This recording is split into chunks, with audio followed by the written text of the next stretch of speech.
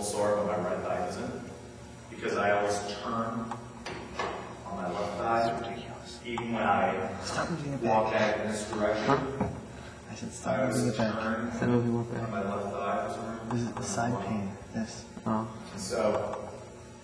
Why? Will you yield to a question? Because I push it over there so I can see the whole thing. Yeah, Well, I mean, contingent upon the definition of assault weapon, which I don't know if you know has been changing. It sounds good to Americans to say we're going to ban assault weapons, right? We're going to ban assault weapons. So what Congress keeps doing is expanding the realm of guns that are included under that term, assault weapons. You know, so if we could say, yeah, we support a ban on assault weapons, the problem is assault weapons includes everything from a fucking shoot gun to a water gun. Well, do you really support a ban on assault weapons?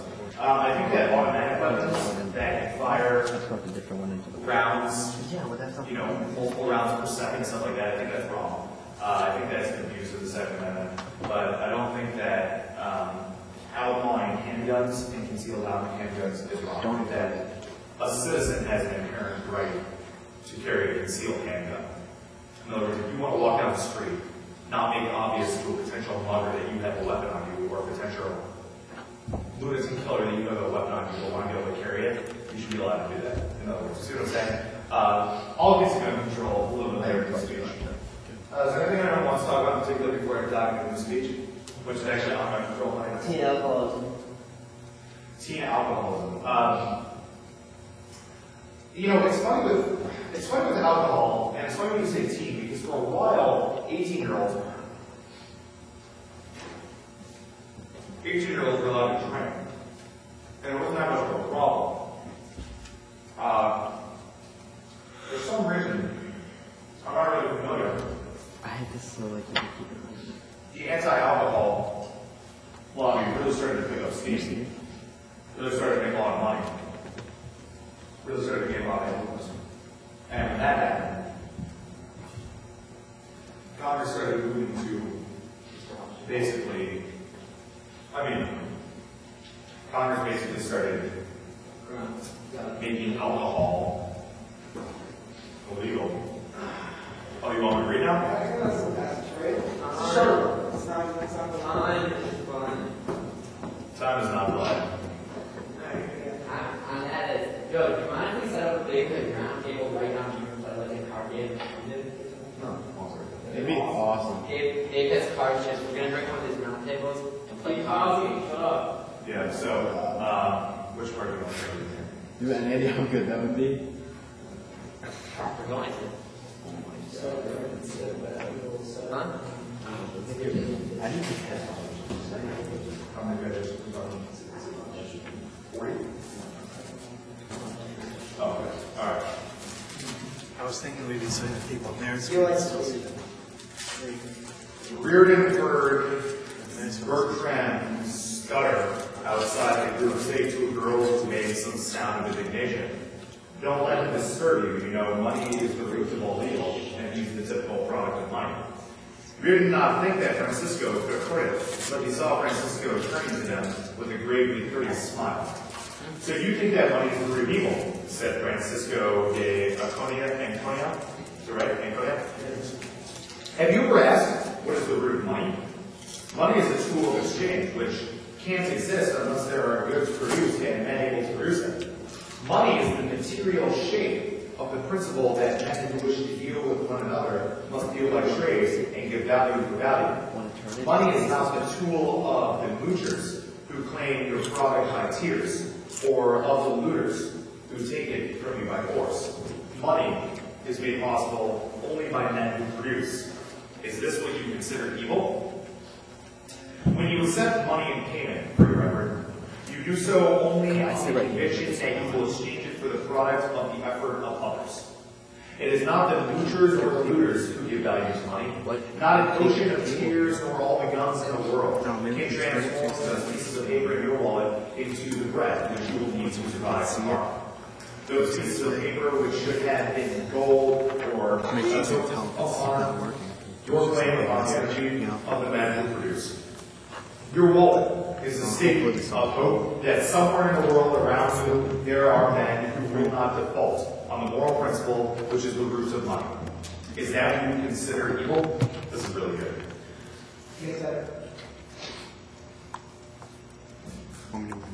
Have you ever looked for the roots of production? Take a look at the electric generator and dare tell yourself that it was created at the muscular effort of unthinking roots. Try to grow a seed of wheat without the knowledge left to you by men who discovered it for the first time. Try to obtain your food by means of nothing but physical motions, and you'll learn that man's mind is the root of all the goods produced and of all the wealth that has ever existed on earth. But you say that money is made by the strong at the expense of the weak. What strength do you mean? Is it not the strength of guns or muscles? Well, no, it is not. It's so small. You should give one a bigger print. It is not the strength of guns or muscles. Wealth is the product of man's capacity to think. Then is money made by the man who invents a motor at the expense of those who did not invent it? Is money made by the intelligent at the expense of fools? By the able at the expense of the incompetent? By the ambitious at the expense of the lazy? Money is made before it can be looted or mooched, made by the effort of every honest man, each to the extent of his ability. An honest man is one who knows that he can't consume more than he has produced. To trade by means of money is the code of the men of goodwill. Money rests on the axiom that every man is the owner of his mind and his effort. Money allows no power to prescribe the value of your effort except the voluntary choice of the man who is willing to trade his effort in return. Money permits you to obtain for your goods and for your labor that which they are worth to the men who buy them, but no more. Money permits no deals except those to mutually benefit by the unforced judgment of the traders. Money demands of you the recognition that men must work for their own benefit, not for their own injury, for their gain, not for their loss. The recognition that they are not beasts of burden born to carry the weight of your misery, that you must offer them values, not wounds. That the common bond among men is not the exchange of suffering, but the exchange of goods. Money demands that you sell, not as weakness to men's stupidity, because it counts to their suffering. It demands that you buy, not the shoddiest they offer, but the best that your money can find. And when ended by trade, with reason, not force, as their final arbiter, it is the best product that wins, the best performance, the man of best judgment and highest ability. Where's the other one? I took one out too. This is the first one I took. This is the one I just took out. I shouldn't have over him. This is the code of existence, whose tool and symbol is money. Is that what you consider evil? I'm doing so bad reading this. It's okay. But I don't do it justice. It's okay. I saw you're in the package still. Right in front of your face, on the ground. But money is only a tool. It will take you wherever you wish. Free. Yo, gosh. It will take you wherever. It will take you wherever you wish, but it will not replace you as the driver. It will give you the means for the satisfaction of your desires, but it will not provide you with the desires. Money is the scourge of a man who is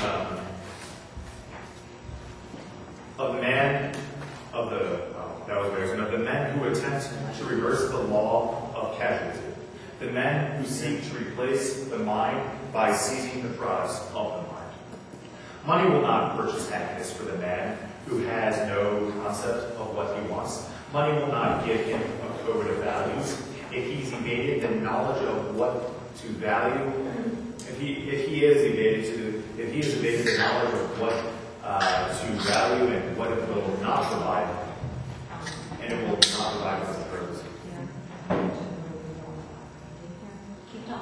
Will not provide, and with a purpose, he's evaded the choice of what to seek. Money will not buy intelligence with or admiration for the coward. The brain is superior to serve him with his money.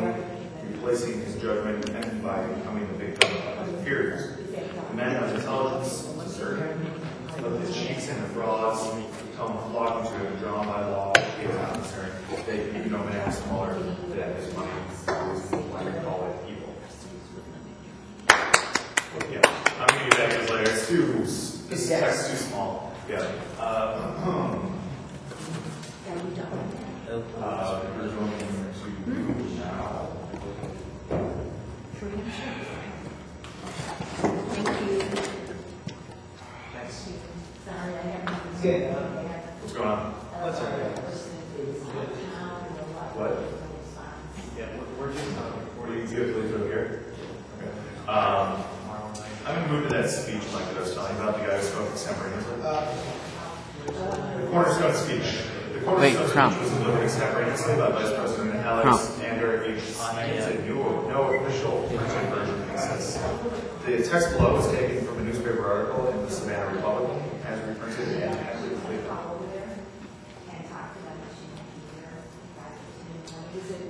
I'm indebted to Justin Sanders at Frank for sending me photocopies of speech. Encyclopedia of the Confederacy to Joe Hartley for scanning. At 7:30 on Thursday evening, the largest audience ever assembled at the Athenaeum was in the House waiting most impatiently for the appearance of the orator of the evening, Honorable A.H. Stevens, Vice President of the Confederate States of America. The committee, with invited guests, were seated on the stage when, at the appointed hour, the Honorable C.C. Jones, Mayor, and the Speaker entered. And were greeted by immense assemblage with defeating rounds of applause. I'm sorry? You should have worn sneakers. No, these are much more comfortable. Oh, much more supportive. okay. Yeah. You're doing great. What's that? I said you're doing great. Oh, thank you. Yeah, only a couple more hours, like 20 or something. Remember, I told you about the board meeting here, so people are sticking their heads in. That's okay. Did you find out are we going to have to move tomorrow morning?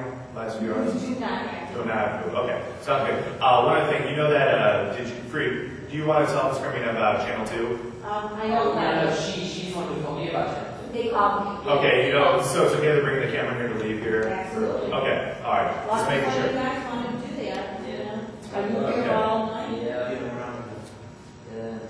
Wow. Mr. Mayor, gentlemen of the committee, and fellow citizens, for this reception, you will please accept my most profound and sincere thanks.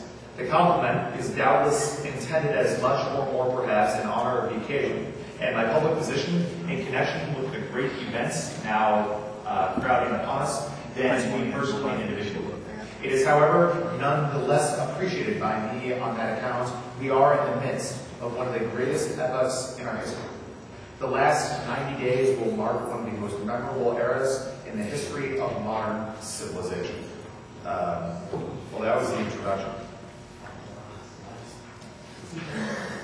What's that? It's intense. It's all about it. It's intense that it's all extemporaneous. Can you see yourself, Jeff, or do you need me to tilt it? It's not delayed. It's what? It's not delayed. And it's going to be How's it easier. not delayed anymore? How'd you do that? It's a different. This is actually the feed right in it. Yeah.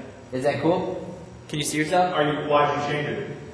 No, it's fine. Well, it's the same thing. It's the same thing. Do you want to see yourself delayed, or do you want to see it? No, I don't care. I'm just wondering. It makes me wonder why you changed it. We usually kind of do this like that time. What is the story? Okay, so there was a general. This is cool because this is original the story. Okay, I'm gonna start from the beginning. Okay, it's 7:30 on Thursday evening, and the largest audience ever assembled at the State House was in-house, waiting most impatiently for the appearance of the orator of the evening, Honorable A.H. Stevens, Vice President of the Confederate States of America. The committee, with invited guests, were seated on the stage when, at the appointed hour, the Honorable C.C. Jones, Mayor, and the Speaker entered, and were greeted by immense assemblage with deafening rounds of applause. The Mayor then, in a few pertinent remarks, introduced Mr. Stevens, stating that at the request of a number of the members of the convention and citizens of Savannah and the state now here, he had consented to address them upon the present state of public affairs. Mr. Stevens rose and spoke as follows. Mr. Mayor and gentlemen of the committee and fellow citizens, for this reception you will please accept my most profound and sincere thanks. The compliment is doubtless intended as much or more perhaps in honor of the occasion and my public position in connection with the great events now crowding upon us than to me personally and individually. It is, however, nonetheless appreciated by me on that account. We are in the midst of one of the greatest epochs in our history. The last 90 days will mark one of the most memorable eras in the history of modern civilization. There was a general call from the outside of the building for the next speaker to go out.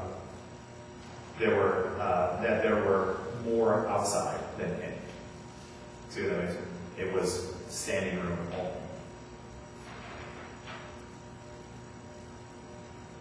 Cut the suspense with a knife.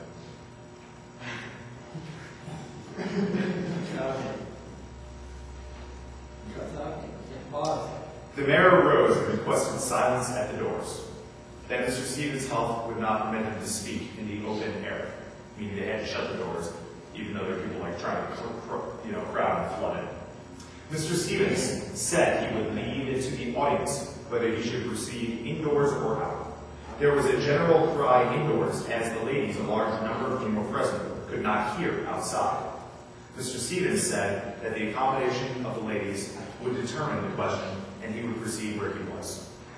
At this point, the uproar and clamor outside was greater still for the speaker to go on out of the steps. This was quieted by Colonel Walston, Colonel Freedom, Judge Jackson, and Mr. J.W. Owens going out and stating the facts of the case to the dense mass of men and children who were outside. Can you guys hear?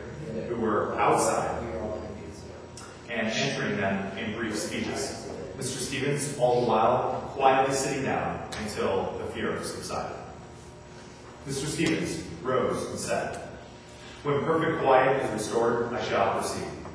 I cannot speak so long as there is any noise or confusion. I shall take my time. I feel quite prepared to spend the night with you if necessary.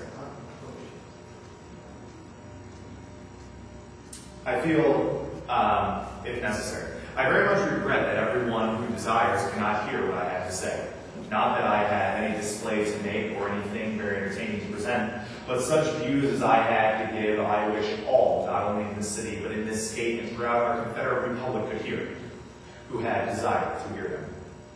I was remarking that we are passing through one of the greatest revolutions in the annals of the world. 7 states have, within the last 3 months, thrown off an old government and formed a new.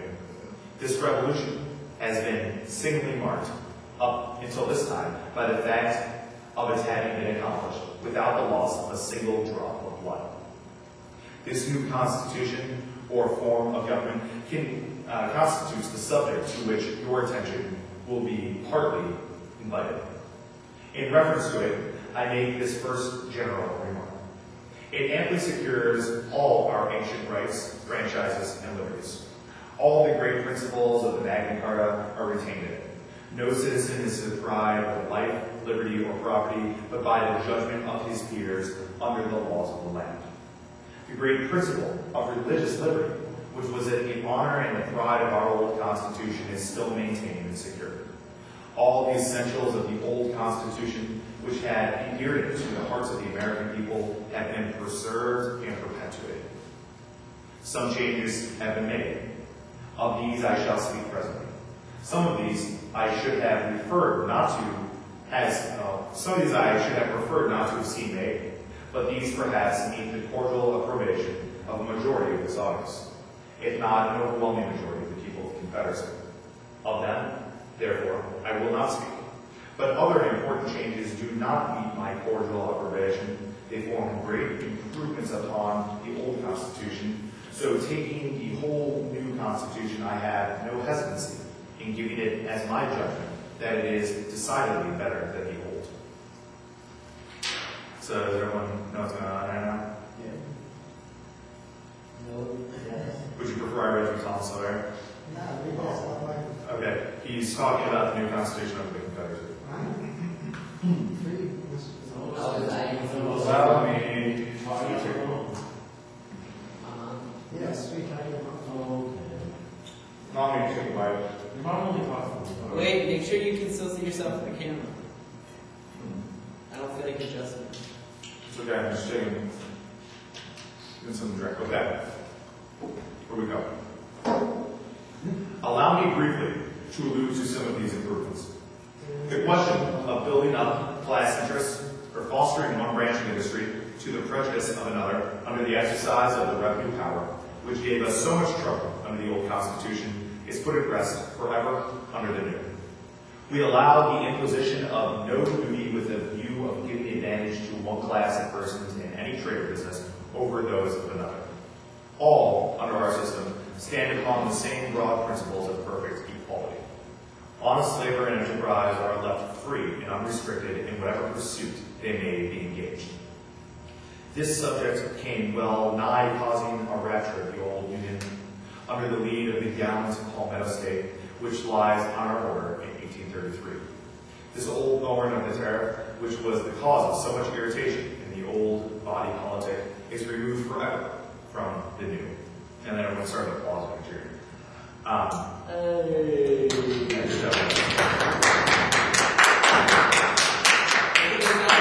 That's really gross. I really feel like a Southern statesman. I really do.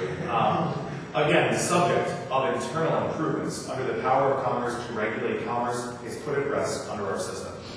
The power claimed by construction under the old Constitution was at least a doubtful one. It rested solely upon construction. We of the South, generally apart from the considerations of constitutional principles, opposed its exercise upon grounds of its inexpediency and injustice. Notwithstanding this opposition, millions of money from the common treasury had been drawn for such purposes.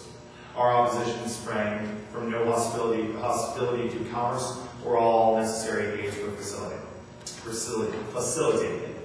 With us, it is simply a question upon whom the burden should fall. In Georgia, for instance, we have done as much for the cause of internal improvements as any other portion of the country, according to population and means.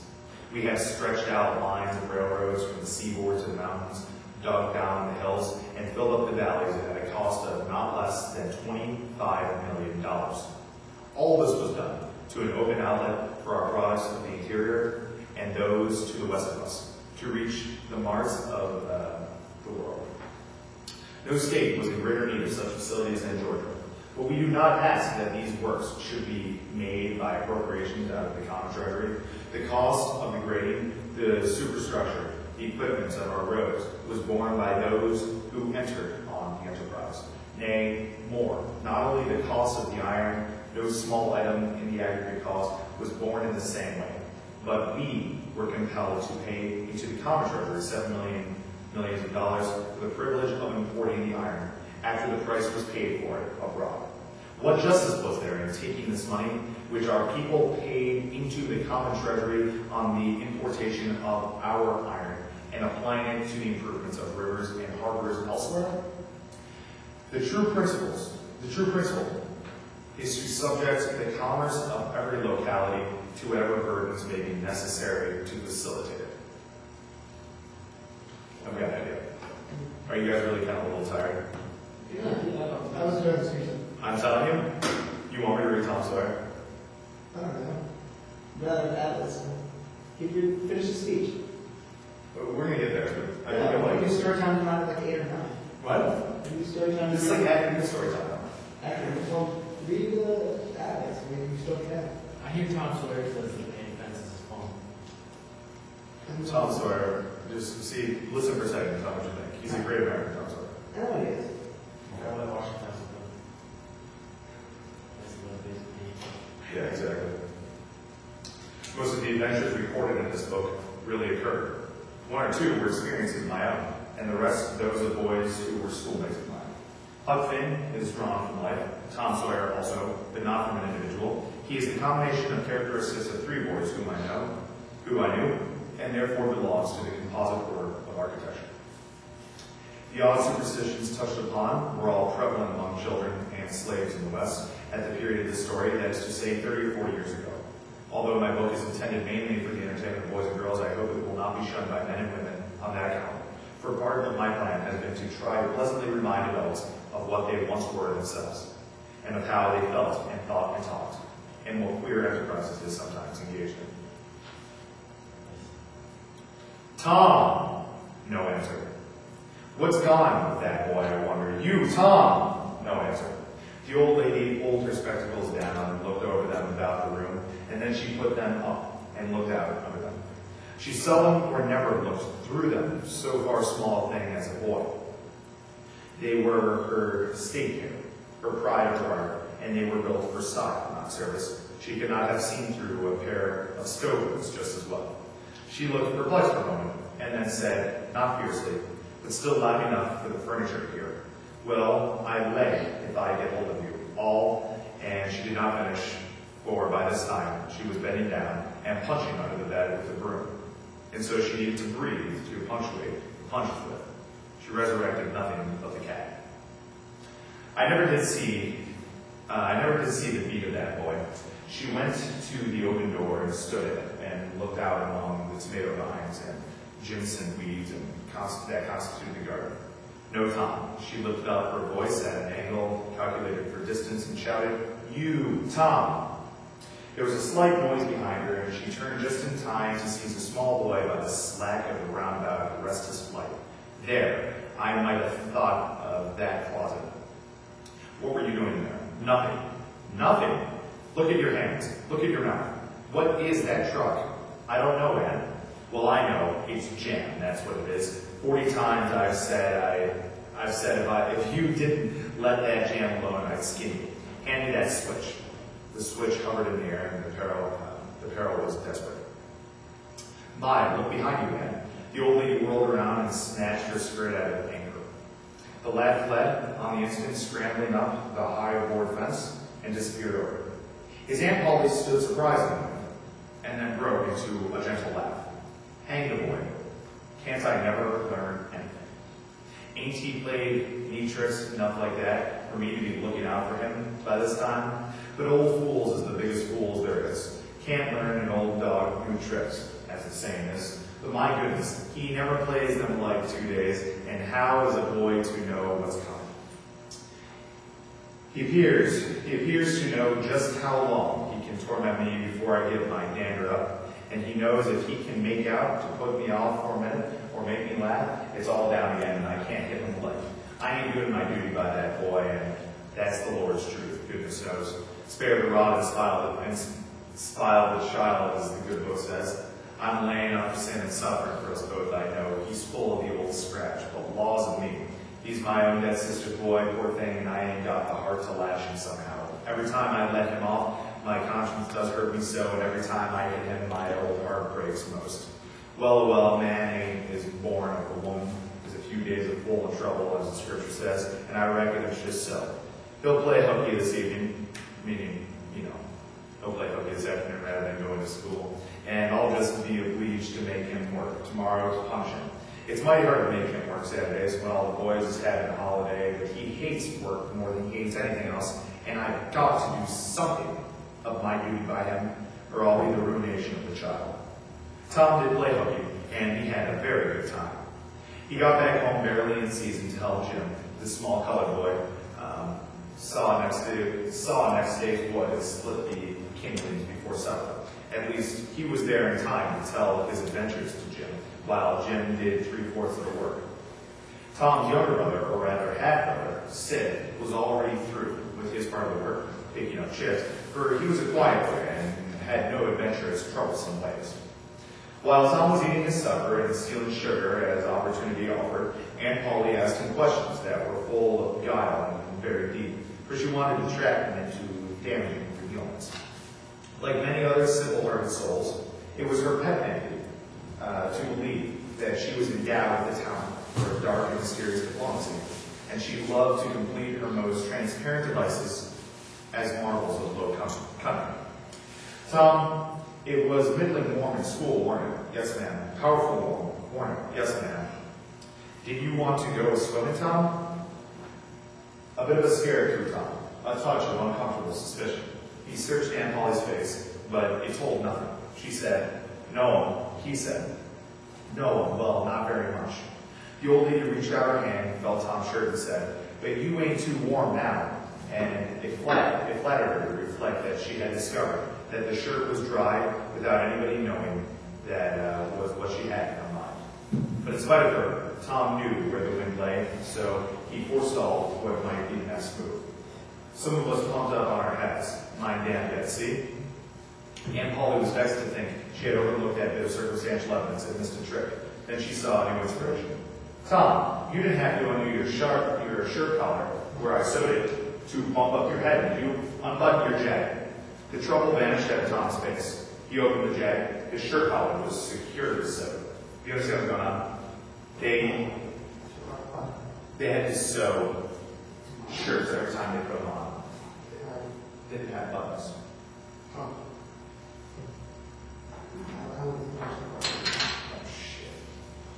Anyway, Tom Sawyer is a great American, but read a little bit more before we realize that. So,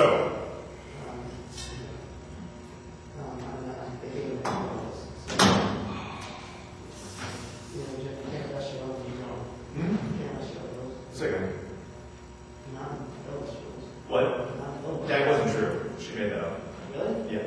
He was. Have you ever seen Mr. Smith Goes to Washington? Yeah. He does in that too. Does he? He crouches, leans down and crouches on until it's like this and stuff. What? Tom, you didn't have to undo your shirt collar where I sewed it to bump your head, did you? Unbutton your jacket. The trouble vanished out of Tom's face. He opened his jacket. The shirt collar was securely sewed. Brother, well, go along with you. I made sure you better play hooky and bit of swimming, but I forgive you, Tom. I reckon you're a better kind of sign cat, as the saying is. Better than you look this time. She was half sorry. Her sagacity and miscarriage, and half glad that Tom had stumbled into obedient conduct.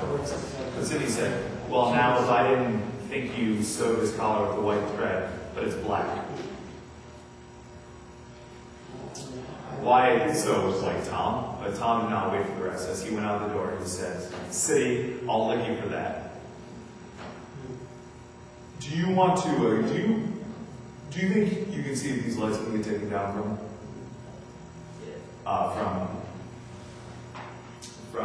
like up here? It was just a little bright for me. So, in a safe place, Tom examined two large needles which were thrust into the lapels of his jacket, and he had a thread bound about them. One needle carried white thread, and the other black.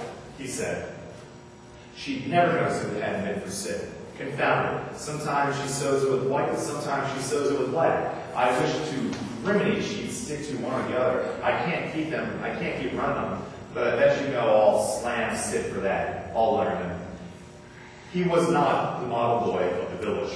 He knew the model boy very well, and loathed him. Within 2 minutes or even less, he had forgotten all his troubles, not because his troubles were one bit less heavy or bitter to him than a man's are to a man, but because a new and powerful interest more than that, and drove them out of his mind for the time. Just as men's misfortunes are forgotten in the excitement of the new enterprises, this new interest was a valued novelty in whistling, which he had just acquired, and which he was suffering to practice it undisturbed. And it consisted in a peculiar bird-like turn, a sort of liquid wearable produced by touching the tongue of wood of the mouth at short intervals in the midst of music. The reader probably remembers how to do it if he has ever been a boy. Diligence and attention soon gave him the knack for it, and he strode down the street with his mouth full of harmony and his soul full of gratitude. He felt as much an astronomer feels who has discovered a new planet. No doubt as far as strong, deep, unalloyed pleasure is concerned, the advantage was with the boy, not the astronomer. The summer evenings were long. It was not dark yet. Presently, Tom checked his whistle. A stranger was before him, a boy a shade larger than himself. A newcomer of any age or either sex was an impressive curiosity in the poor little shabby village of St. Petersburg. This boy was well dressed too. Thank you. This boy was well dressed too, well dressed on a weekday. This was simply astounding. His cap was a dainty thing. His close-button blue cloth round about was his new natty, and so were his pantaloons. You ever wear pantaloons, Mike? You wear pantaloons every once in a while?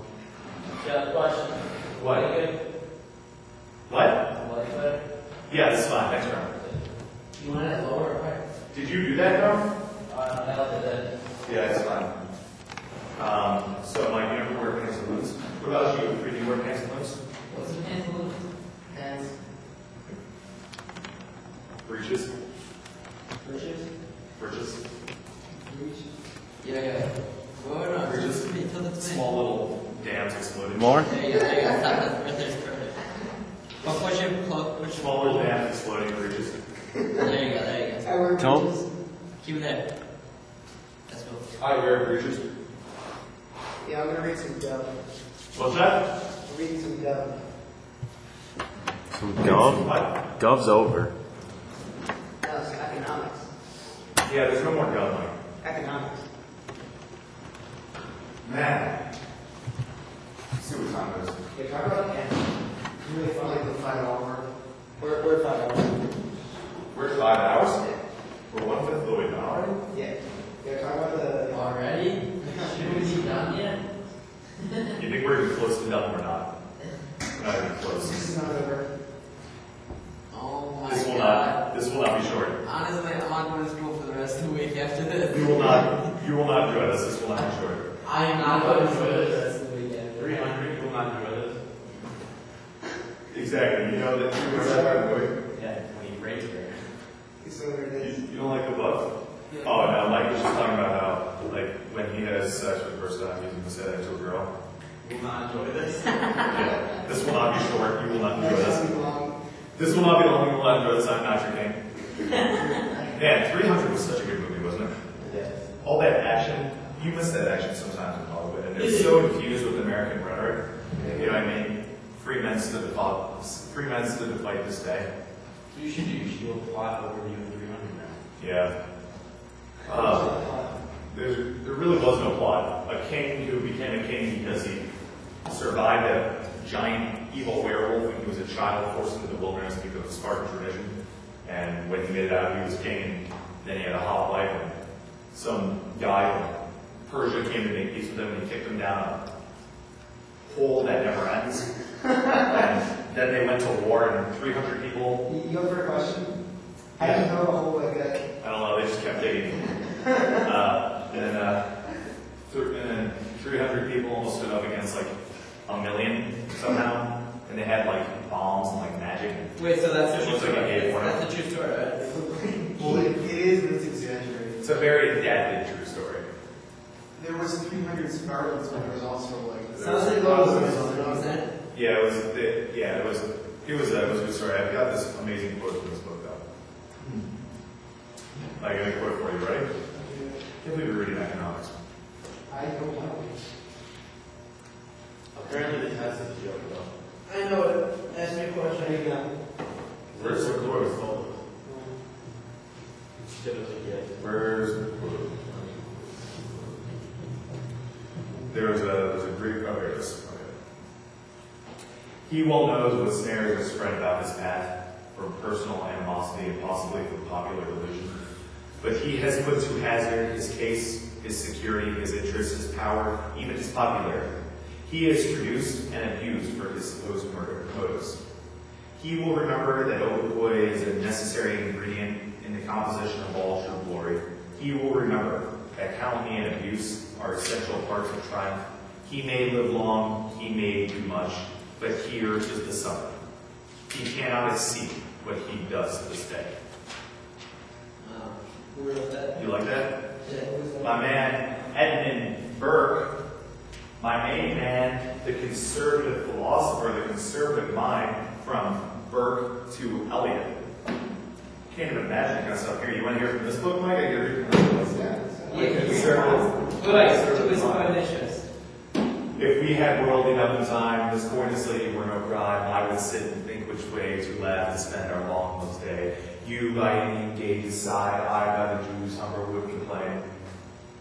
I would love you 10,000 years before the flood, and that at best 2,000 years and one for each breast.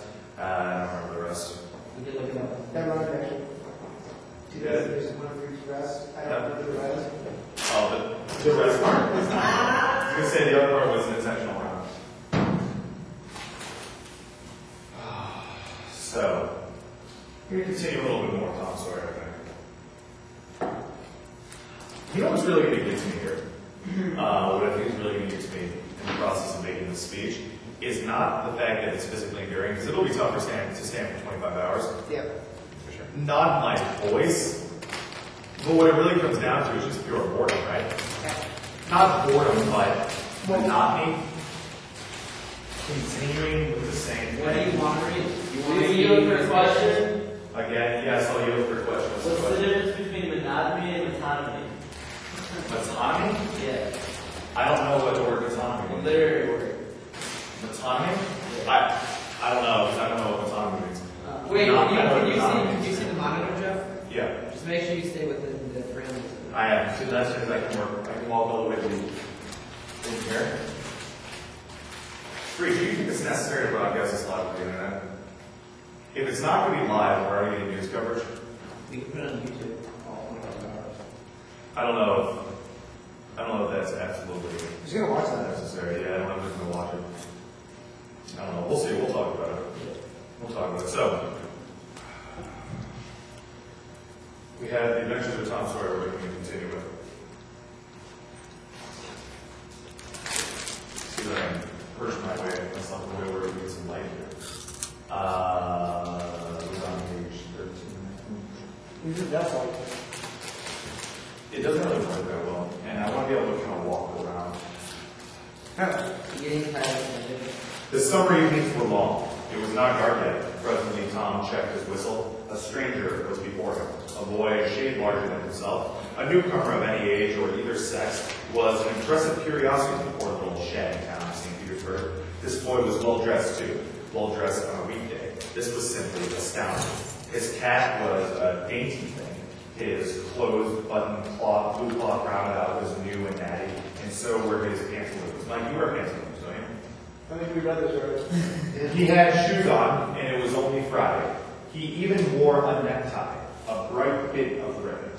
He had a citified air about him that ate into Tom's vitals. The more Tom stared at the splendid marvel, the higher he turned up his nose at the finery, and the shabbier and shabbier his own outfit seemed to him to grow. Neither voice spoke. If one moved, the other moved, but only sideways in a circle. They kept face to face and eye to eye all the time. Finally, Tom said, "I can lick you. I'd like to see you try." "Well, I can do it." "No, you can't either." "Yes, I can." "No, you can't." "I can." "You can't." Can't. An uncomfortable pause. Then Tom said, "What's your name?" "'Tisn't any of your business, maybe." "Well, I'll make it my business." "Well, why don't you? If you say much, I will." Much. There, now. "Oh, you think you're mighty smart, don't you? I can look you with one hand tied behind my back if I wanted to." "Well, why don't you do it? You say you can do it." "Well, I will if you fool with me." "Oh, yes, I've seen the whole family in the same fix." "Yes, I've seen whole families in the same fix." "Smarty, you think you're some now, don't you?" "Oh, you what a hat." Weird dialogue, but it's Southern dialogue. "You can lump that hat if you don't like it. I'll dare you to knock it off, and anybody that'll dare will suck eggs. You're a liar. You're another. You're a fighter liar that doesn't take it up. Well, take a walk. Say, if you give me much more of your sass, I'll take you and bounce a rock off." "Oh, of course you will." "Well, I will." "Well, why don't you do it then? Why do you keep saying that you will? Why don't you do it?" "It's because you're afraid." "I ain't afraid. You are." "I ain't. You are." Another pause, and more eyeing and sidling around each other. Presently, they were shoulder to shoulder. Tom said, "Get away from here. Get away yourself." "I won't. I won't either."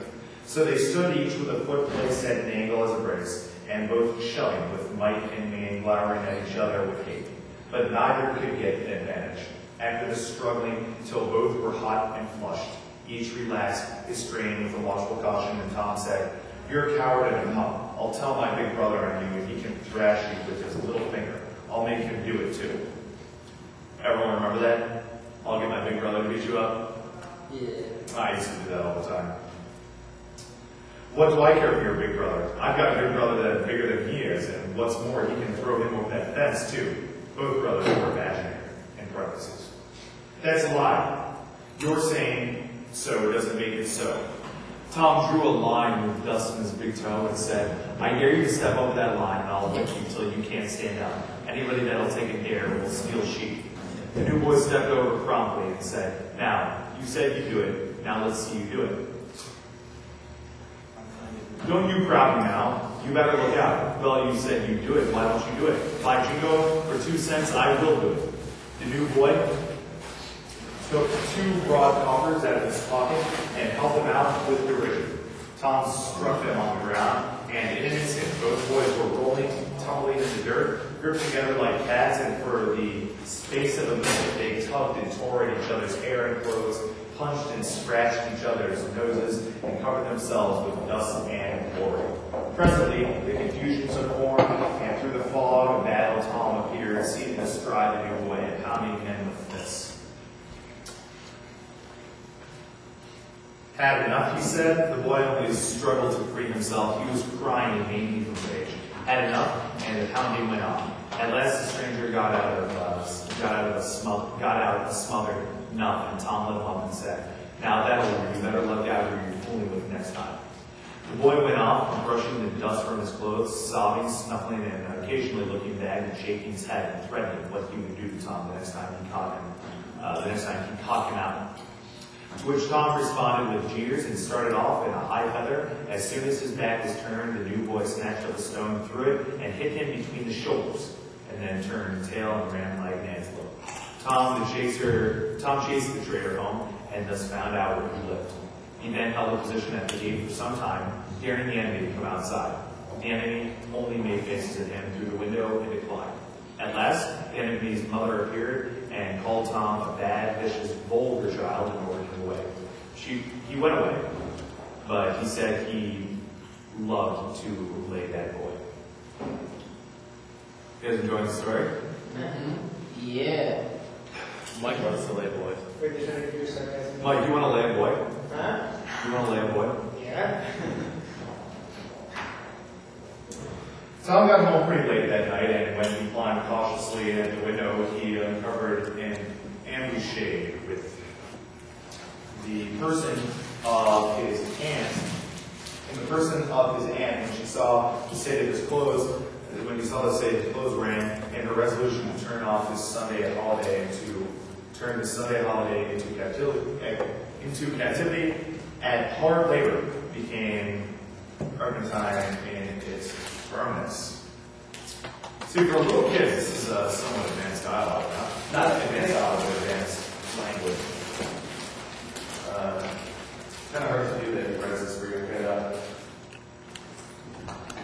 this is a different time. I can talk later about the degradation of the English language and how year by year, decade by decade, really, I should say, it seems like we have less of an appreciation for good, full, rich language. Often rather for some sort of lesser degree thereof. You know what I'm saying, Bree? I know what you're saying. So are we firmly at the 5-hour mark yet? Yeah. Firmly at the 5-hour mark. Now, how do you feel? Tell the camera. How do I feel at the 5-hour mark? How's What it's done? I feel phenomenal. Did you know that this was going to be a physical test as well as a intellectual one? I knew this would be somewhat, I don't feel physically tested, I feel fine physically.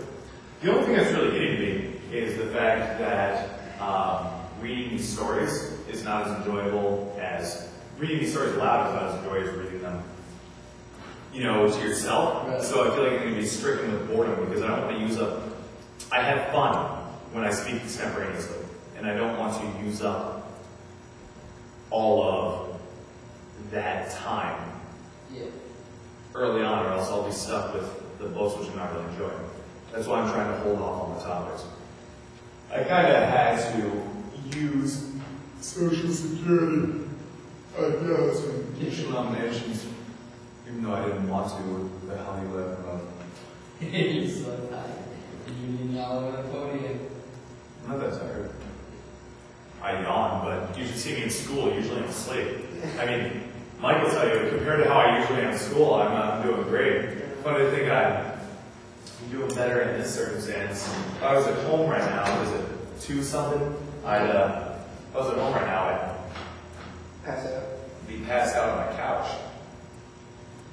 This is what usually happens. Between now and like 6, I'll probably be kind of sleepy, and then I'll be re-energized, go well until probably 12, and then I'll only be 10 hours away. What's that? Only, that's right. Kind of weird to think. With the time that we've been going, I am in 10 hours. I'll still have 10 hours to go. You shouldn't think like that. But the good thing is you won't use like 4 or 5 topics. I'm not what's that? Yeah, you only use 4 or 5 topics. You can talk forever, but you got it. Yeah, I mean, I've also used some bigger topics than what I had. Actually, you know what? I'll do a little more discussion time. I gotta get things rolling again. A little more discussion time. Let's talk for 2 minutes, shall we? That seems to make the. Not going to talk about Buffalo. Let's talk about. You want to talk about some history? National self-interest. Let's talk about someone famous. Let's talk about. That's baby. Oh, but I don't want to use my easy stuff. I can save that for later. No, I'm going to save that for a while. Okay, I'm going to talk about my favorite Americans. A couple of my favorite Americans. I know that we've talked about this already. I don't mean my favorite Americans like presently. I don't mean Crumb's father, like I always call that. I love his family. I'm really talking more about like historical figures. Funny to think about that term, historical. What do you think we mean when we say historical? We're big in the history of the United States, I suppose. We're important to the history of the United States. Well, I would like to think that most of the people who are on this list can be considered important to American history. Yes. What? I'm getting there, Frida, right? Yeah, I'd like to think. The first one is Teddy Roosevelt. We got a couple Teddy Roosevelt fans in the house, don't we? Yeah, Mr. Long. You know, I'm still astonished to tell you the truth that you guys are still listening. I thought you would have, picked up in Mike's friend a little bit and started to do something else already. Yeah, multitasking, maybe that's how I roll. Okay, that was weird. Teddy Roosevelt. A couple funny things about Teddy Roosevelt. He was a very classical conservative in that he believed in the conservation of everything we've had in the past. And he used that for his moral justification and logical. Here's one good thing. My voice, I just realized, has not waned a bit. My voice is exactly where it was when we started. You can agree with that, right? Yeah. So that's one concern I have with my voice. I'm going to be able to stand like this for 25 hours. I mean, it's really not that bad. My legs are a little tight, but I just got to stretch out a little bit, you know what I'm saying? So I'll be okay physically. The only thing I'm going to have to deal with is the boredom, because it's not reading this stuff out loud. It's not like reading it personally. So unless I'm actually speech giving, this stuff is not really that enjoyable to listen to. So Teddy Roosevelt. Teddy Roosevelt was one of, I think, the most interesting Americans to have ever lived.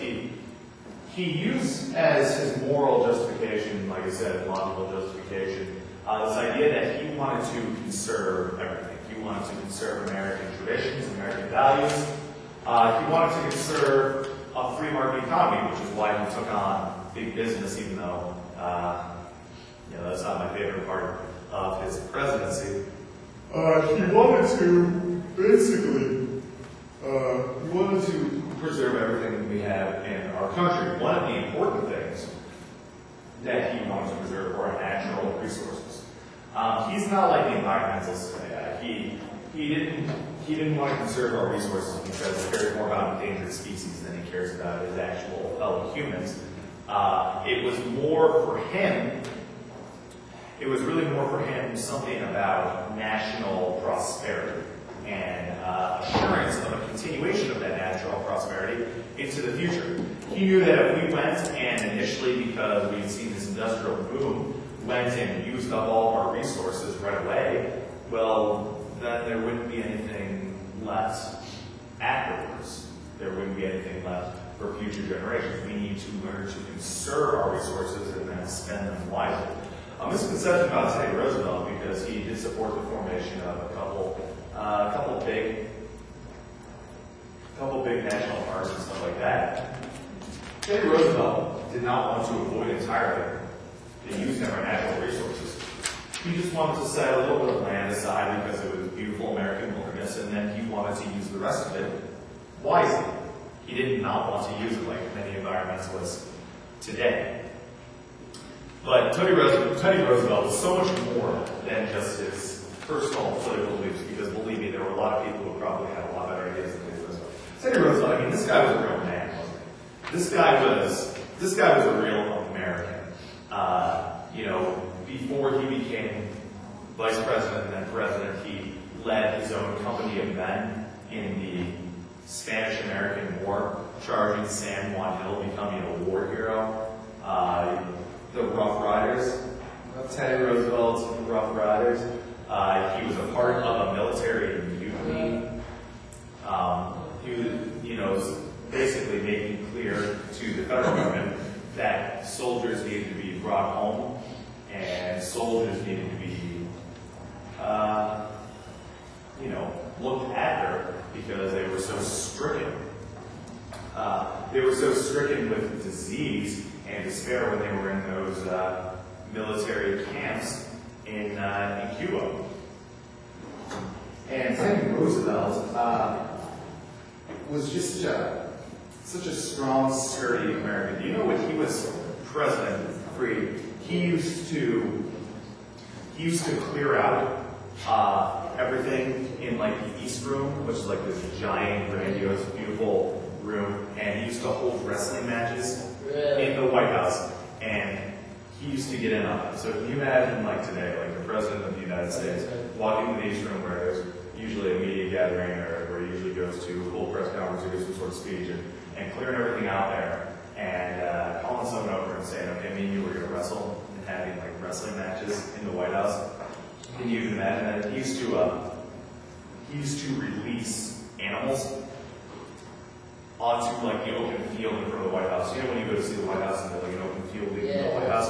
He used to release animals on there and go out and hunt them on the White House lawn. With like a shotgun, man. He was quite a character.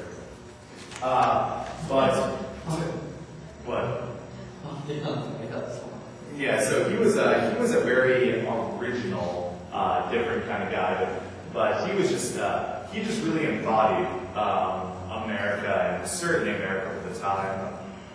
Ambitious, full of energy, enthusiastic, eager to get out there, to expand, to soak up the world. This was all stuff that was Teddy Roosevelt. It was really something. As president, I think that you could only give Teddy Roosevelt mixed reviews. The nature of attacking business that he said that he established and going after business was well and good, and I wouldn't deny that. And it was necessary to put some restraints on what was a sprawling economy that was at times including entrepreneurs who weren't really treating the system fairly. But at the same time, the nature of the kind of attacks that he put through were to last for another 15 years. And that probably wasn't the best for the economy. I mean, once we elected Harding in the early 1920s, then that all kind of turned around. So, Teddy Roosevelt is certainly one of my favorite Americans. I don't know about you, but certainly one of mine. Another one of mine is Douglas MacArthur. I like him. He's one of my favorite Americans, but at the same time, I don't like him. we all know Douglas MacArthur. He was the general who commanded troops in the Pacific during World War II, and then the commander for basically 3/4 of the Korean War, commander of the American troops. He was definitely what you would consider a maverick. Didn't always exactly follow what he was told to do. Didn't always follow orders, and that's why he was ultimately fired by Truman. But he was an amazing leader. I remember when the Philippines were a big battle site for World War II. They've always really been a big battle site ever since the Spanish-American War, when they were seized by the Americans and made territories. But Douglas MacArthur always had kind of a flair for the dramatics. And when the Americans were forced off of the Philippines during World War II by the Japanese, Free. Yeah.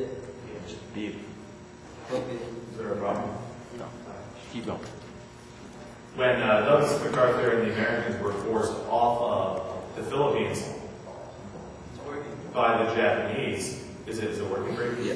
Okay, by the Japanese,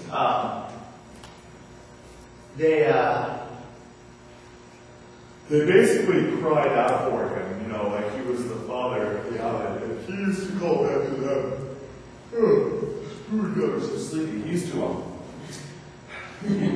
He used to call back to them, well, actually he only did it once, but people of the Philippines all return. People of the Philippines all return. I guess you got to kind of remember that the Philippines thought they were going to be oppressed by the Japanese, and the Americans were their liberators. And we also need to remember that the Philippines aren't really, they're technically American, they live in American territory, but the people of the Philippines were, kind of separate and removed from the American people. So he was kind of a savior for this separate foreign group of people. And when they finally made it back to the Philippines after the tide of the war had returned, and we started winning it, but they're on like 2 minutes. He rode in on this Jeep, obviously after the whole area had been secured, and he rode in on like this Jeep with a microphone and these loudspeakers, and he was like, "People of the Philippines, I have returned to you." He had a real flair for the dramatics again. MacArthur is an example of the conflict between American military men and the civilian leader of the military. It was a very daring thing, I think. I don't know if it was as much daring as it was wise, but while it was both daring and wise, it was certainly prudent, and it ended up being something we really benefit from. But the framers of the Constitution made very sure. Where did Dave go? That was there.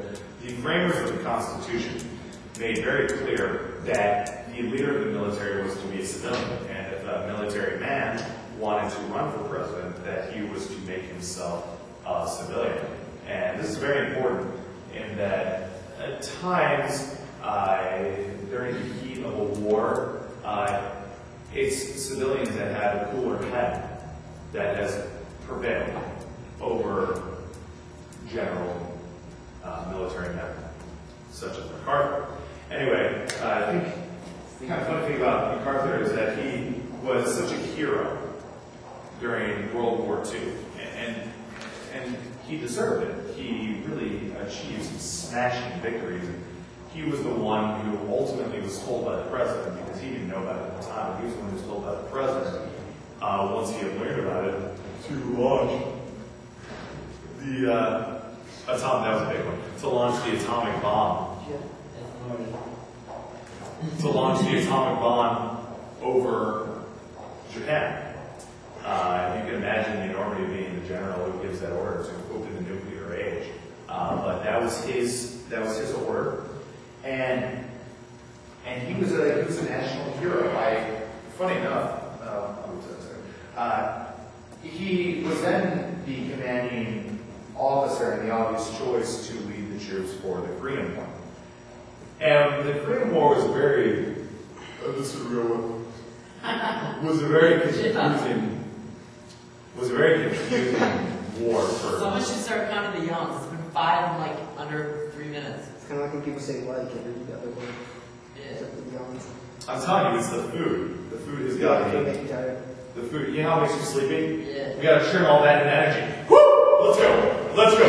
Let's go! Anyway,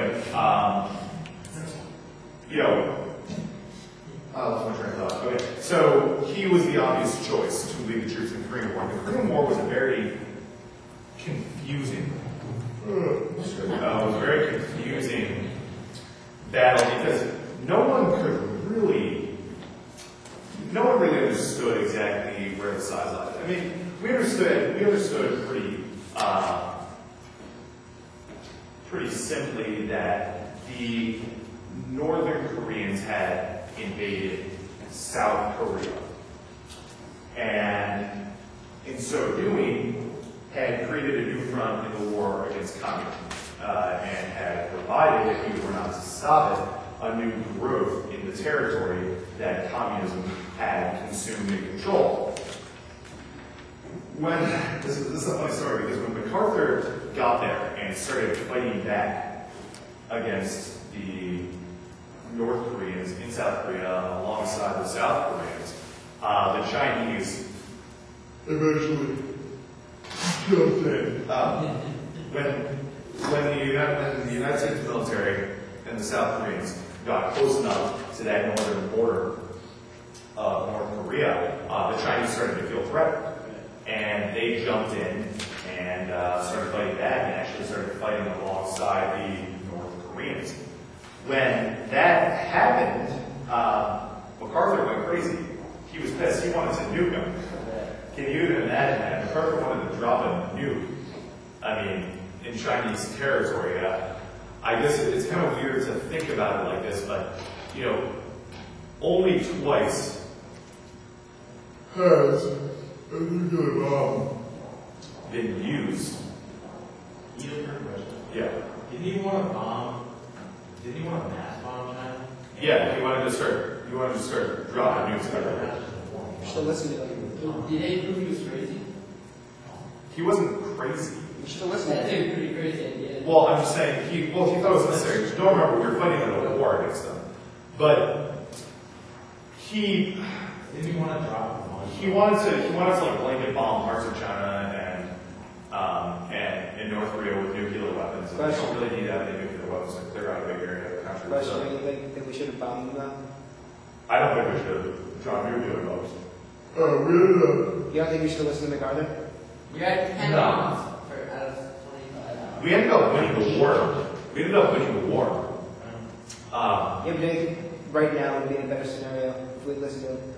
No, If North Korea had been a parking lot, per se. I understand what we could have done in North Korea, and I understand it'd be advantageous not to have them, but you need to understand it in a larger context. We'd love not to have North Korea. Quite frankly, we'd love to have a crippled Asia. Asia is going to rise not only to be a superpower, which we need to always be aware of, but to be a belligerent superpower. But you got to think of that in the larger context, Mike, of what was going on at the time. If you look at what we did in Japan, at Hiroshima and Nagasaki, as basically one nuclear event, or one nuclear action. It's 2 bombs, but it was one order. Take out these 2 cities to send a message and show we're going to end the war right now. If we were to go from that one event to another war, basically 7 or 8 years later, and do it again, that would have been a precedent just for basically what would have been uninhibited nuclear warfare. The fact that we've had one nuclear event, and I know again it was 2 bombs, but it's pretty much one event. The fact that we've only had one was important in displaying for the world that while we used a nuke and we still feel we have the moral justification to do so, we don't think this should open up into just free-for-all where people start dropping nukes on each other once they have a problem or they're at war. Nukes are a serious enough kind of weapon.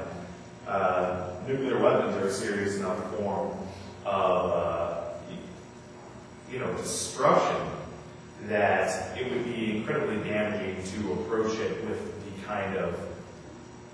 the kind of lax approach that would be invited if we dropped them on China. Why don't we just get them before they get us? They're not going to do this. Not that many countries out of that hostile towards the U.S. even have nukes, but that's why it's important not to let Iran get their hands on nuclear weapons. I'll get to that later. I'd like to tell about another American who's one of my favorite Americans. And he's not stately and he's not powerful. Well, he wasn't that powerful. He was powerful in the hearts and minds of Americans. He was very popular. He never really reached an office, I think, greater than congressman. He might have been senator, but I'm almost positive he was only congressman. Davy Crockett. You know, Davy Crockett. King of Wild Frontier. He was the man, Davy Crockett. He had just the most unbelievable personal narrative. He loved the outdoors. He loved being outside. He was a big hunter. You know, he was the one who made Coonskin hat. The coonskin hat. Yeah, that's right. Made that popular, at least for its time. I know I've told you, Mike, and I might have told the crowd, but I don't know if I've told other people the story about Davy Crockett when the circus came to Washington. I've told you this story. You're going to remember as soon as I'm talking. So when you realize that I've told you it in the middle, don't do your, oh, yeah, that's right. Okay, just keep listening. Okay, so Davy Crockett was always kind of a jokester with his friends. They used to drink all the time. They'd wake up in the morning, they'd drink together, and they'd go into Congress, and they'd make fun of other congressmen, and they'd drink some more, and they'd smoke their cigar. Then they'd go hunting, because back then there were backwoods right outside of Washington. And there's this great story of Davy Crockett when the circus came to Washington. Him and a few of his friends went to this three-ring circus. And they were in the stands, and this monkey came out. Not a monkey like an ape, like a gorilla came out. And he was dressed in a coonskin hat, and he had like the skin jacket and pants on with like the Native American frayed seams at the edge, and he was carrying. They gave him like a fake gun to carry, and he looked like basically like a Western backcountry hunter. Only he was an ape. And so Davy Crockett kind of starts laughing at this. He's with some of his friends. They're all a little tipsy, and he goes, "Hey, look, that looks like Congressman so and so," and points to the ape. And one of his colleagues who's with him laughs, but then stops immediately. And Davy Crockett looks over at him, and the guy goes, "You better apologize." Do you know what story I'm talking about now? Or no? Yeah. You better apologize immediately. Congressman so and so is right over there, and he heard you say that. I know he heard you say it. He's looking at you angrily. So Davy Crockett looks over and sees the guy's really angry, and Davy Crockett just turns back to his friend and goes, "Well, who do you want me to apologize to, the congressman or the ape?" I don't know, I guess I'll admit no offense to that funny. I think it's a funny story. I've told a few adaptations of it myself to, what are we at, 2:30?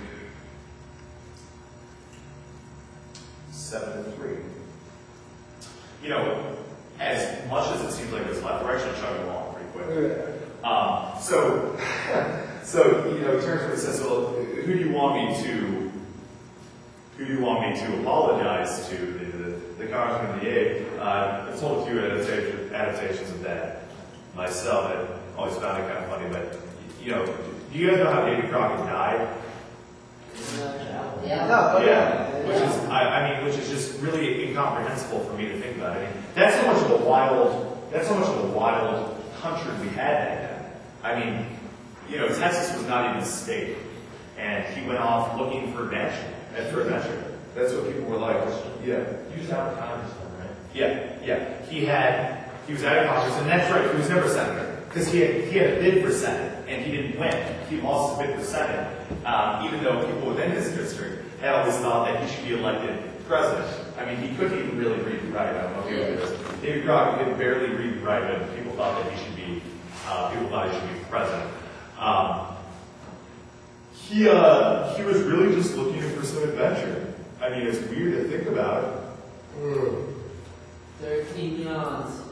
But he was looking for adventure, so he went out to the Alamo, took up arms with the Texans down there, most of whom were former fellow Americans. But it's weird to think about as such an iconic American, a person who was so personified American values, if you will, ended up dying for a country that would ultimately be consumed as a part of the United States and you know, become engulfed by the southern United States. But for the time being, wasn't even a state. I mean, it's an odd concept to think about it like that, because you don't expect that someone like David Crockett would end up dying. They'd be like free going and dying after a lifelong career in America, you know, for a Canadian cause or something.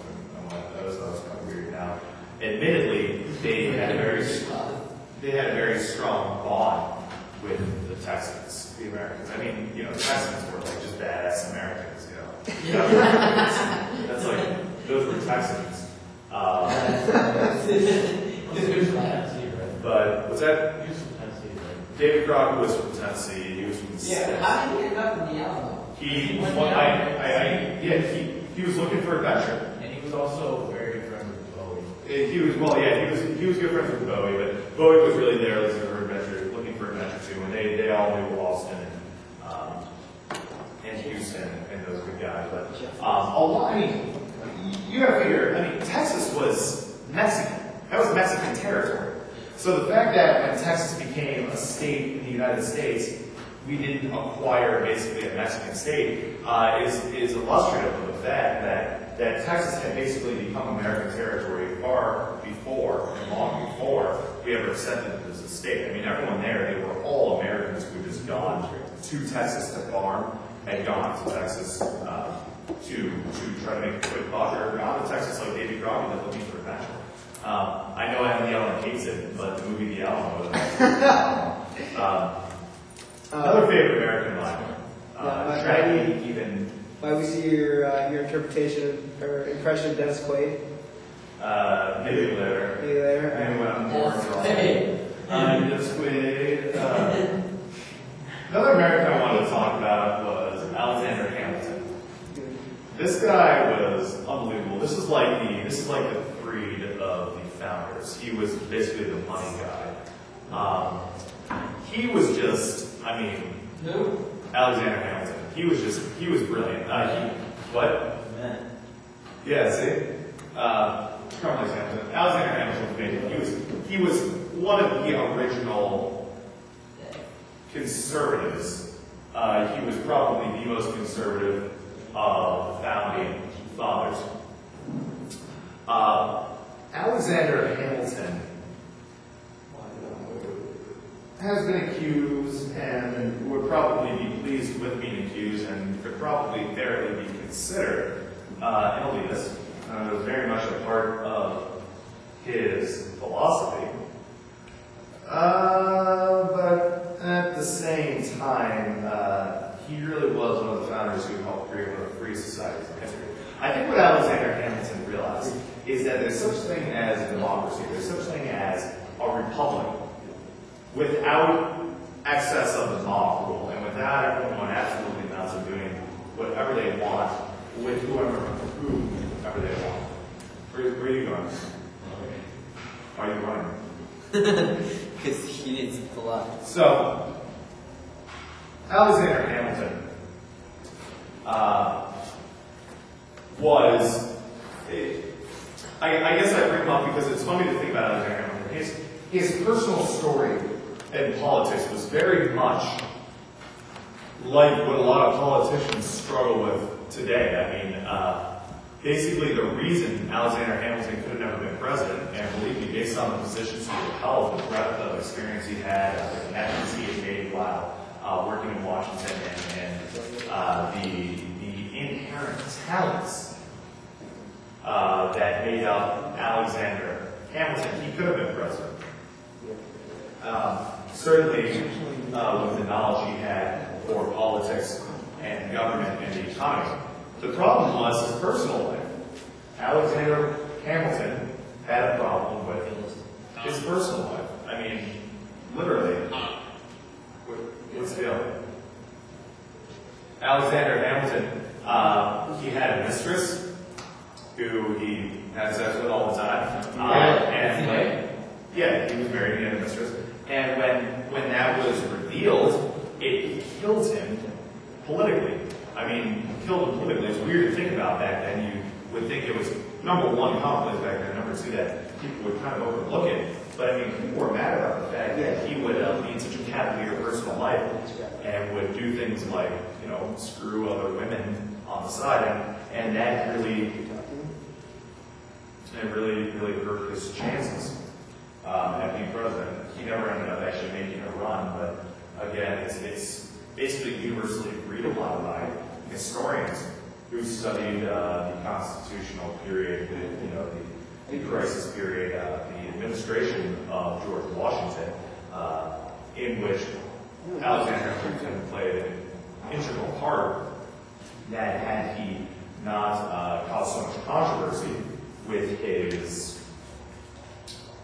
personal life, that he could have very well been elected president. Do you think that was more the reason, or you think it was because he called Jefferson the man? No, because Jefferson was not an overly popular person. People talk about that all the time, and I know that it's a very famous conflict now between Jefferson and Hamilton, and the way that the two of them quarreled. I guess the point I would make is that Alexander Hamilton was much more in line to become the next president than John Adams. In terms of what he had done as Secretary of State, John Adams was a vice president. And just as today, back then as well, being vice president was kind of a bullshit position. So John Adams really became president as a default. Though John Adams is brilliant, I love John Adams personally.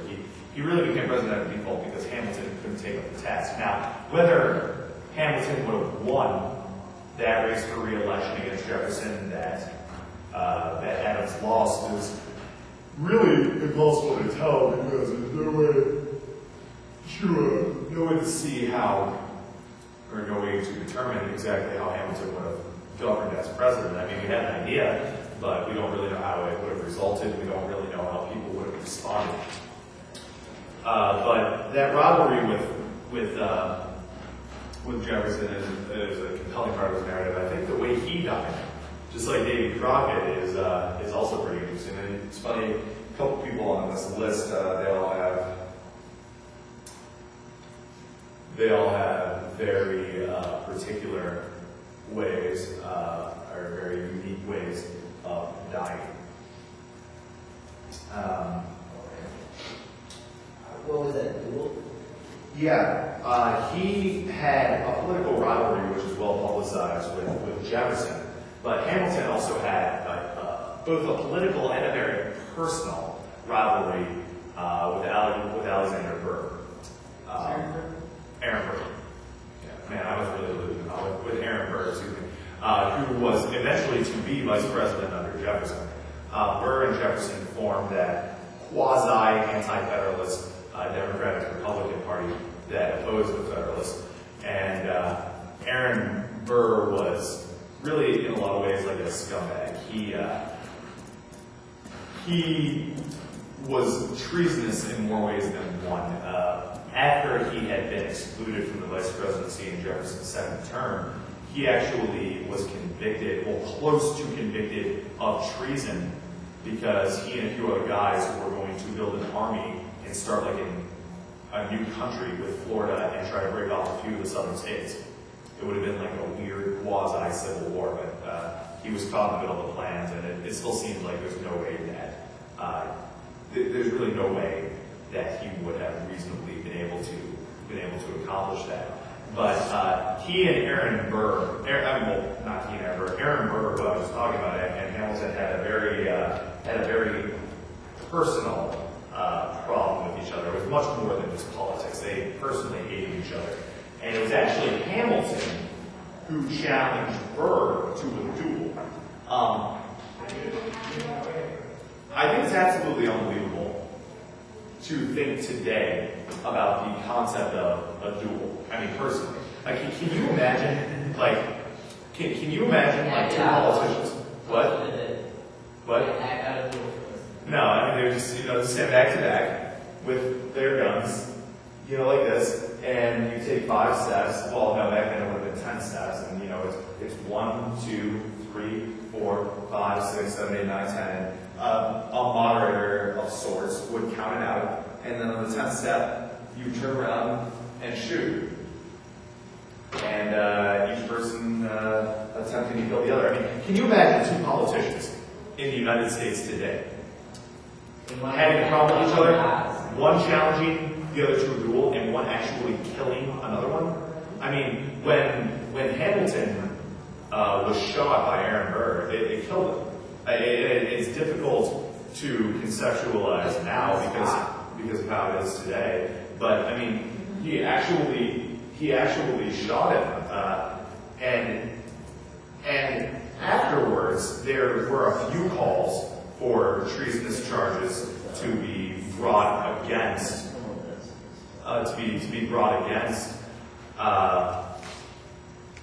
Aaron Burr for what he had done. But the overriding opinion, the consensus within the nation was, well, it was a fair duel, fair and square. And if he shoots him in a duel, fair and square, then that's it. Game over, end of discussion. And it's just weird to think about that. I mean, I'm glad that they kind of extra a little bit.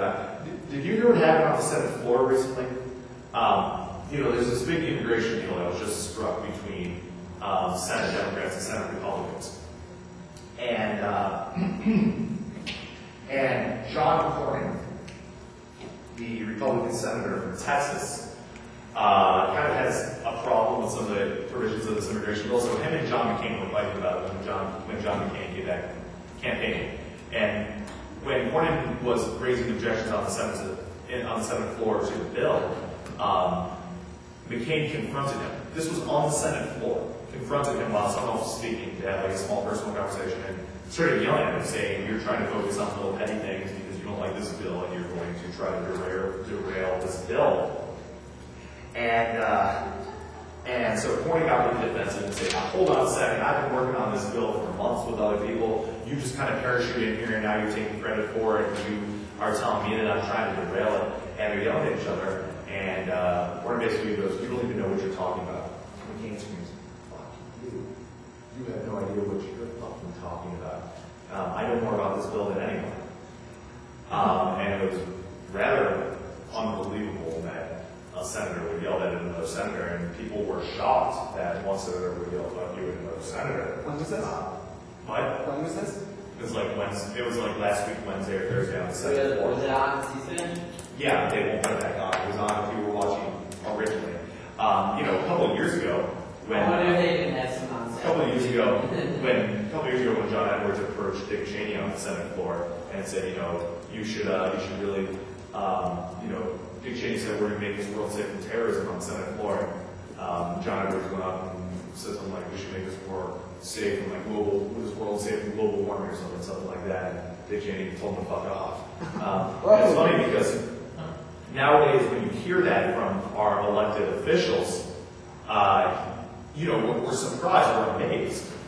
Back then they would shoot each other. I know, like, we talked about what happened to Charles, what were you going to say? What you were going to say about Charles, I'm not going to call anymore. I'm going to read a speech later from the guy, but you remember Sumner? Charles Sumner from South Carolina? Before the Civil War, this guy Sumner from Massachusetts stood up in the Senate and basically bashed a South Carolinian and a congressman from South Carolina in defense of his colleague in the Senate who had been insulted, came up and beat this Sumner guy with a cane to an inch of his life. Beat him with a cane on the floor of the Senate. Like, can you even imagine that? They used to walk into the Senate chamber with guns and you know, with pistols and knives to defend themselves, because, you know, at any point a fight, a brawl could break out. And you want to be prepared, and it's just so hard to conceptualize that how to, Why do you think our legislative meetings are not like the Chinese ones you see on TV where everyone's fighting and drop kicking each other? I've never seen a Chinese meeting like that. You've never seen one where all the legislators go and attack each other and beat each other up? Well, that's kind of my point. We used to be like that. I don't know if you realize that's the way things used to be. I mean, people used to bring weapons onto the House and Senate floor because they were worried about what could possibly happen to themselves if they didn't bring protection. And then We are hearing this like hour mark. yeah, it has to do with our instead of the first one. Yeah, exactly. So, kind of an odd thing to think about. Do you know why ultimately they outlawed weapons on the House and Senate floor? It wasn't because of the amount of fighting that took place between congressmen. This is actually kind of a scary story. Some Puerto Rican nationals, before they used to outlaw guns and stuff, the Puerto Rican nationals went into the viewing gallery, pretending to be curious terrorists who wanted, curious tourists, not terrorists, who wanted to watch the Senate proceedings for a little while. And while there were senators on the floor, and this was before C-SPAN, so the chamber was filled with congressmen because you had to be there if you wanted to know what was going on. And these Puerto Rican nationals basically pulled out these semi-automatic machine guns and started opening fire on all the congressmen. Killed like 6 congressmen in a couple of pages, which was very, very sad. So as a result, they had to outlaw weapons. Weird little story. When they outlawed weapons, they had to go to the George Washington painting where he was holding the sword, and they painted over the sword so that he's not holding the sword painted. Wow. That was kind of weird to think about. I thought it was a little unnecessary too, to tell you the truth, that you'd paint over a painting so that he would have a weapon because you've outlawed weapons in the chamber. Another personal favorite American life is not really, again, what you consider a historical figure, whatever that historical term means, but ultimately, funny enough, he will be a historical figure in a couple of years. By a couple of years, I mean like decades. Newt Gingrich. I personally love Newt Gingrich. I mean, personally, I think he's probably, Was this not Trump's dark horse? Yeah, I mean, I didn't really know anything about him until Trump declared that he was his dark horse.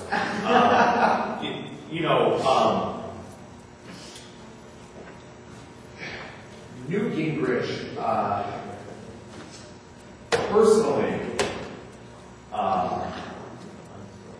personally, I think he's probably one of the most innovative policy men that we have in the United States. I mean, it's absolutely unbelievable some of the ideas he has. I get this feeling whenever I hear him talk that while he'll probably never be elected president, why wouldn't the president come bring him on board as an advisor or something? I don't understand why. What's it like? Why wouldn't he be brought on as an advisor of some sort? He's just a brilliant innovator, brilliant guy. He engineered, obviously, the Republican takeover of Congress in 1994. I've got plenty of water. I've only gone through 1 3/4 bottles in 6 hours.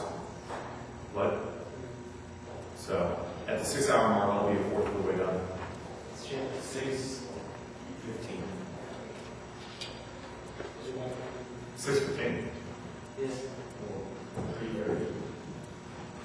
Oh, you mean because it's 25, not 24 hours, yeah. At the 6-hour, 15-minute mark, will be exactly 1/4 of the way. You're 6 hours for 3:15. No, it's not 3:15 yet. Yeah.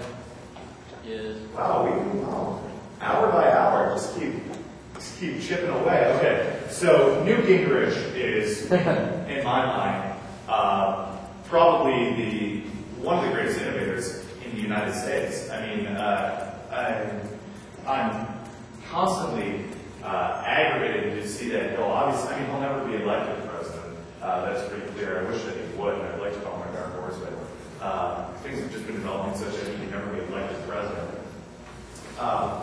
But I always yearn, why can't someone just at least bring him on as an advisor or something? Because this country could use Newt Gingrich. This country could use innovators like Newt Gingrich. We really, really could. This country could use people like Newt Gingrich with new, fresh ideas, who had no particular predisposition towards any one class, understand the importance of the market economy, understand the importance of limited government and individual freedom. He has a very Reagan-esque yeah, it was definitely recorded. What? It was definitely recorded. It's been going. Really is very much It's the biggest file we have. Understands the global war on terror, understands what needs to be done. It's 200 megs. All in all, very, very suitable. 200,000. Huh? 200,000. How you doing, Mike? No. 200,000 kilobytes. No, yeah. I'm astonished that I'm nearing a fourth of the way through, and my voice has not been touched. You're fine. You got some Cheetos? Let's see what we get. Hello. Okay. Hello? Hey, I'm going to move to a part I was very much looking forward to. I'm going to read the Constitution of the United States. Down.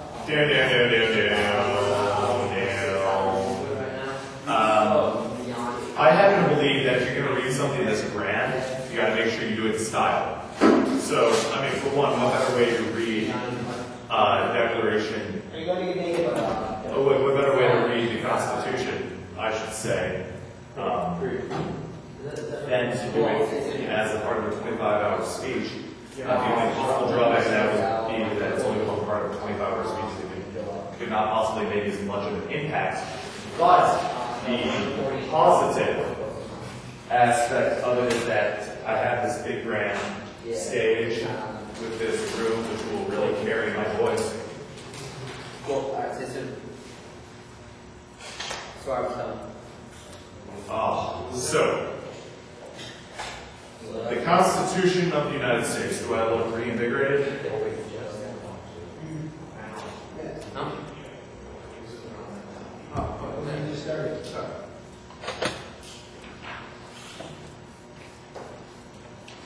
I could have just started a minute ago, right? What do you guys think? I could have started a minute ago. I wouldn't look any better than this. You're a little bit tired, huh? What's that? Second win? I'm really not that tired. I'm telling you right now, the only thing that's getting to me is the supposed boredom. I really could talk on just this without reading any of that. Does anyone realize we're a fourth of the way done already? Considering how enormous this task is, we're already a fourth of the way done. Not that 3/4 isn't a long way to go, but this was an enormous task, which I was horrified by, and we're already a fourth of the way done. We're going to do this. We're going to get it done. Can I get a little round of applause?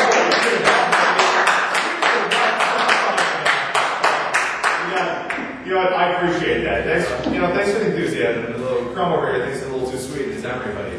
Too sweet is shortcut socks and his emery honey to take part. As you can see, you never want to read the Constitution unless you're going to be able to read from a document which does at least, to some degree, justice to the original parchment upon which the beautiful words were written. The Constitution, nice, right? See? Nice.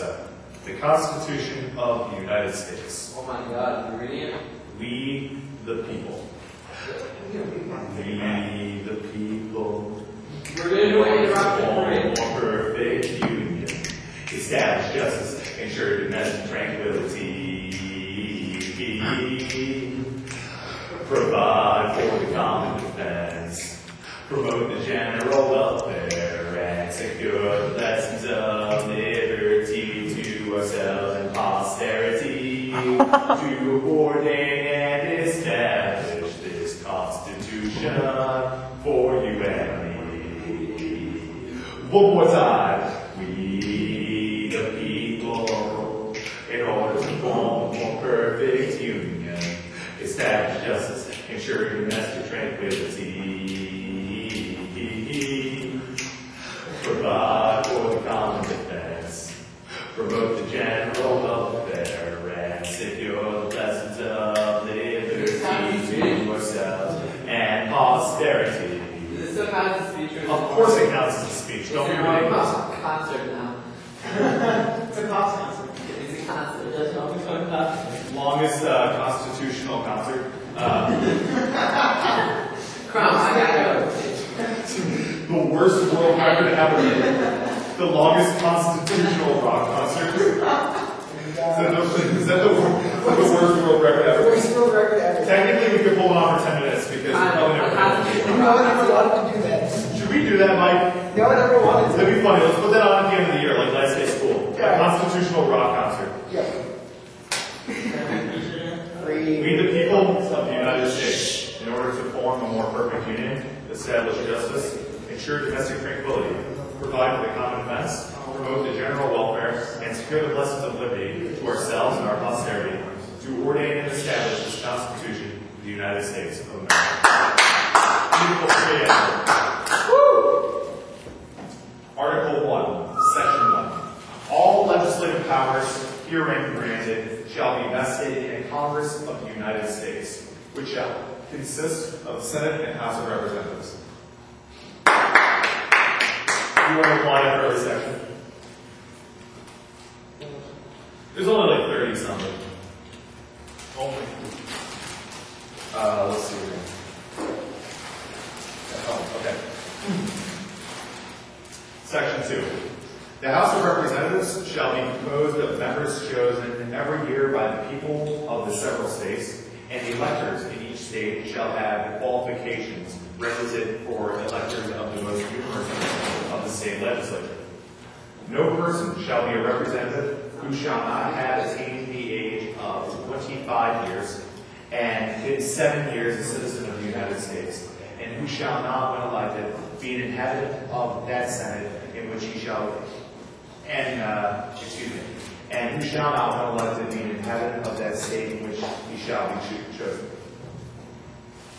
Representatives and direct taxes will be appointed among several states, which may be included within this union, according to the respective numbers, which shall be determined by adding to the whole number of free persons, including those bound to service for a term of years, and excluding Indians not taxed, 3/5 of all other persons. Ooh. The actual enumeration shall be made within 3 years after the first meeting of Congress of the United States, and within every subsequent term of 10 years, in which such manner as they shall by law direct. The number of representatives shall not exceed 1 for every 30,000, but each state shall have at least 1 representative. And until each enumeration shall be made, the state of New Hampshire shall be entitled to choose 3, Massachusetts 8, Rhode Island and Providence Plantations 1, Connecticut 5, New York 6, New Jersey 4, Pennsylvania 8, Delaware 1, Maryland 6, Virginia 10, North Carolina 5, South Carolina 5, and Georgia 3. When vacancies happen in the representation from any state, the executive authority therefore shall issue writs of election to fill such vacancies. The House of Representatives shall, why do they spell choose like this? They spell choose with C-H-U-S-E. What should I do if I know I'm going to have to take a shit?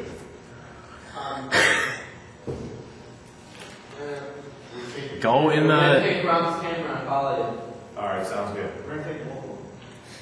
How? No, we're gonna have you go in the cooler and then we'll clean it out. Just do it on the stage. Just do one of those. Do it on one of those historical documents. The House of Representatives shall choose their Speaker and other officers, who shall have the sole power of impeachment. Section 3. The Senate of the United States shall be composed of 2 senators from each state chosen by the legislature thereof for 6 years, and each senator will have 1 vote. Oh, hey, what's up, guys? How we doing? Look him. Hey. You kind of got here for a more boring part of reading the Constitution. Immediately after they shall be assembled in consequence of the first election, they shall be divided as equally as may be into 3 classes. The seats of the senators of the first class shall be vacated at the expiration of the second year. Of the second class at the expiration of the 4th year, so that the third class at the expiration of the 6th year, so that 1/3 may be chosen every 2nd year, and the vacancies happen by resignation or otherwise during the legislature of any state, the executive thereof may make temporary appointments until the next meeting of the legislature, which shall then fill such vacancies. No person shall be a senator who shall not have attained the age of 30 years and be 9 years of citizens of the United States, and who shall not be elected be an inhabitant of the state for which he shall be chosen. The Vice President of the United States shall be President of the Senate, but shall have no vote unless they be equally divided. The Senate shall choose their officers, and also a President pro tempore, in the absence of the Vice President, or when he shall exercise the office of President of the United States. The Senate shall have the sole power to try all impeachments. When sitting for that purpose, they shall be on oath or affirmation. When the President of the United States is tried, the Chief Justice shall be present, shall preside, and no person shall be convicted without the concurrence of 2/3 of the members present. Do you hear that, Mike? Can't impeach without 2/3. You're free to try again. Judgment in cases of impeachment shall not extend further than to removal from office and disqualification to hold and enjoy any office of honor, trust, or profit under the United States. But the party convicted shall nevertheless be liable and subject to indictment, trial, judgment, and punishment according to law. How's school go today, guys? It went well. Good. Callie, how's school? Great. Great. Are you finished yet? Yeah. 2 weeks ago. Hey, oh my God, there's the man. Yes, Mr. Panukin. Wow, see, I was reading the Constitution, but I gotta get to my extemporaneous stuff now that Mr. Panukin's got. Mr. Panukin. Mr. Panukin, we've had Channel 7 and Channel 2 here, and Channel 2 is gonna have a camera here all night. They're leaving us with the camera to put in the corner to tape for 24 hours. And we've got them right there. Okay, here we go. You're all in luck. Mr. Panukin came in and saved y'all so you can see the extemporaneous version of it. I spent an hour on 2 topics earlier, so I've been trying to switch things up a little bit. So, I'm going to continue my extemporaneous session.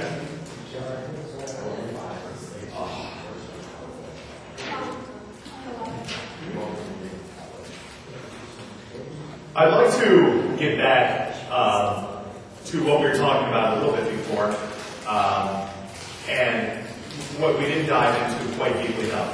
And that's the idea of ownership in the United States. I was just reading the Constitution, and in a lot of ways, the framers' original idea of a Constitution, the original idea of limited but strong government, was to protect ownership rights. And we've sort of started to lose that in this country. We've started to lose our sense of ownership, our sense of how important it is that we are American owners, that we have the right to own property, to own financial assets without the government infringing upon that right. And we've grown complacent, unfortunately. Too many Americans have sat by, and too long our politicians have sat by while an overactive judiciary has gone basically absolutely crazy and has made rulings which stand absolutely contrary not only to the direct text of the Constitution, but the principles and values which inspired that text and which inspired our original frames of government.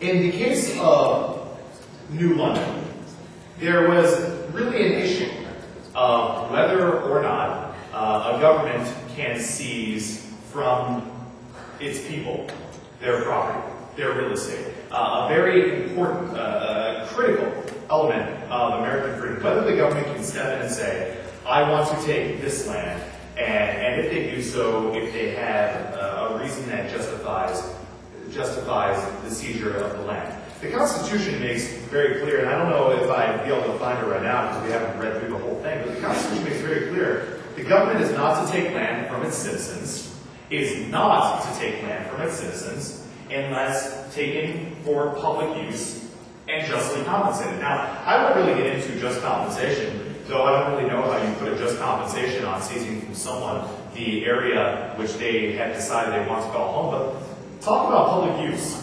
In the case of New London, the homes taken from homeowners who dropped the suit and became the original plaintiffs in the suit. Those homes were taken to make room for commercial development. Commercial development, which would be in private hands, and commercial development whose sole purpose, as defined by the legislature in that town, was to increase the tax base so that the government may be able to thrive with more resources. I am always somewhat suspicious of a government which wants more money, which is subsequently why I'm suspicious of government in general. But the idea that a government would be able to take land to increase a tax base, is that really legal? Is that really public use? What is public use? Well, for 150 years, the idea of public use was purely for roads and for schools. It was expanded a little bit more in the 1950s and the 1960s when we also considered public use qualified for airports and for public parking garages, which would eventually be phased into private hands when that was judged necessary to basically keep order in urban settings. But to increase the tax base, since when has this been justified public use? Since when has increasing the tax base been something which meets constitutional muster? Of course, it was David Souter, the greatest turncoat in American history, as I said before, that eventually made that ruling, and we'll get to him in a second. But what if the government came in to you, Callie Romer, and said, we're going to take your house, and this time it's not even because we want to increase the tax base, seen as we've completely deserted the idea that we're going to seize land for public use. We're going to take your home and give it to a rich guy because he's a friend of mine. How is that any different? Saying we're going to take land and give it to a rich guy because he's a friend of mine. How is that any different than we're going to take land and give it to a rich corporation? Both are going to increase the tax base. Both are going to meet the specified purposes of the local government. There has to be a restraint. The biggest problem with our country in the past 50 years has been there's no restraint in terms of government. I mean, it's been a problem that's existed with government in human history for thousands of years, but not in the United States. In the United States, we solved this problem. But before we know it, our liberty is becoming encroached upon again and again and again. And I can get into taxes, which I spent about an hour and a half on earlier. I could get into the topics that I'll get to later in regards to gun control and labor unions. But the government, whether doing it itself or the government, whether or not instituting the correct protection against itself or other entities, continues to allow our rights to slip away. And I know I brought up this example before, but I want to bring it up again. Because in terms of ownership, allowing cases like this New London case to slip by, this one example that a conservative commentator said once really keeps coming to mind again and again and again. He said, if you take a pot of water, and I know we were talking about this, Mike, and you boil it. You boil a pot of water until it's scalding hot, you boil it, and you take a frog and try to throw the frog in the water with intentions of killing it. It hits the water and it bounces right out. It feels that temperature and it bounces right out, and the frog is basically safe. Think about the obvious screaming metaphor to American liberties here, because if you take that frog and you stick it in lukewarm water, and it's fine, and it's comfortable, and it's relaxing, and you slowly turn the temperature higher and higher and higher, that frog's going to die before it even knows what it is. And that's like American rights. Because I can guarantee you, if the government came in and just stripped Mr. Panuccio of his home, or if the American government came in and just said, we're going to clear out this entire neighborhood, that people would start to stand up against it, and we wouldn't allow it to happen. But if we slowly become complacent and allow our governments to slowly strip our rights, rather than blatantly all in one moment, then there is no guarantee that we'll be able to stop it. There's no guarantee. And remember, especially in the spirit of the Constitution, which I was just reading, that there are rights inherent in being an American which extend far beyond our right to freedom of speech, which is important. Freedom even to bear arms, which is important. such as the right to ownership. Because you don't really learn about it as much when you're in 3rd grade and watching Schoolhouse Rock. You don't really hear about it as much when the government is embroiled in other lawsuits in regards to free speech zones and bong hits for Jesus. But these are more important rights in my mind, rights that are more definitely under attack. Small comical note, I'd say, when there was a conservative interest group that was a little bit angry over Judge Souter writing the majority in the New London case, as soon as the case was written, they submitted where Judge Souter lives, well, one of his homes, they submitted an application to have his home seized and used to build a theme park on the Constitution. I thought that was a small bit of irony. I don't know if, for purposes of not queuing over, I can even get back to taxes after we spent a while on that, but I would like to talk a little while about spending. I have a 100-page outline here of working through them slowly and trying to mix it with those 2 binders full of American history speeches from American history, I should say, and a couple of books, which I might get to, but probably not, seeing as I'm taking a lot more time on this than I had ever expected. Spending in this country, spending with this federal government, is totally out of control. It needs to be reined in. This is purely a matter of self-discipline. There is no real great need for a lot of the spending that the federal government is engaged in. Absolutely no need. But at the same time, a government that spends more and more is only a government that has been seizing more and more and more powers for itself. Now, I've been touching on time and time again this idea of limited government. This idea of a government which really knows its limits. There was a senator on the West Wing, Arnie Vinnick. He used to always say, I'm for all the good government that we can afford. I think that's a good way of looking at it. A lot of Republicans approach it like that, but I don't know philosophically if that's really the way to look at it. The most government that we can afford, implying almost that any government's okay as long as we can afford it. Well, I want to cut spending not only because it's too expensive, but because spending is a further manifestation of a government which is living outside of its bounds. Not only because spending will bankrupt this country, and because future generations will have to pay for the disgusting amounts of money which we are losing every day today, but because spending has expanded the federal government to a point where it's encroaching upon things where it never belonged, where it never ever belonged. And the place to start when you rein in spending, the place to start is right here, right in the Constitution. Now, I know that I'm probably seen as some sort of backwards, cranky, strict constructionist when I suggest that maybe everything we spend money on should be justified by the Constitution. But you know what? I'll freely take that label. I really will. Because it's about time we have a few congressmen and senators who get themselves under control, first of all, and then realize that no spending is justified unless you can find it in the Constitution. There was a great bill before Congress only a couple of years ago that said, any spending bill you want to pass through appropriations, any spending bill at all, you need to write above it, just at the top of the page. You can handwrite it if you want. The section of the Constitution which justifies that spending. It was shot down immediately, never even given the time of day, and there's a reason for that.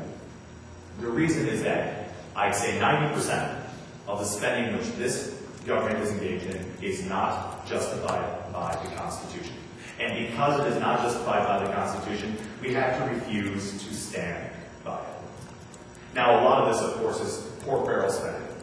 And I agree, pork barrel spending must be stopped. Pork barrel spending is near criminal to take money from the federal government, a federal government which is supposed to look out for the interests of the nation as a whole, and begin to allocate that to specific projects, in many ways to form of bribery for individual congressmen, is wrong. That money in our federal treasury is for the national interest, not to farm out to respective congressmen's districts for their special pet projects.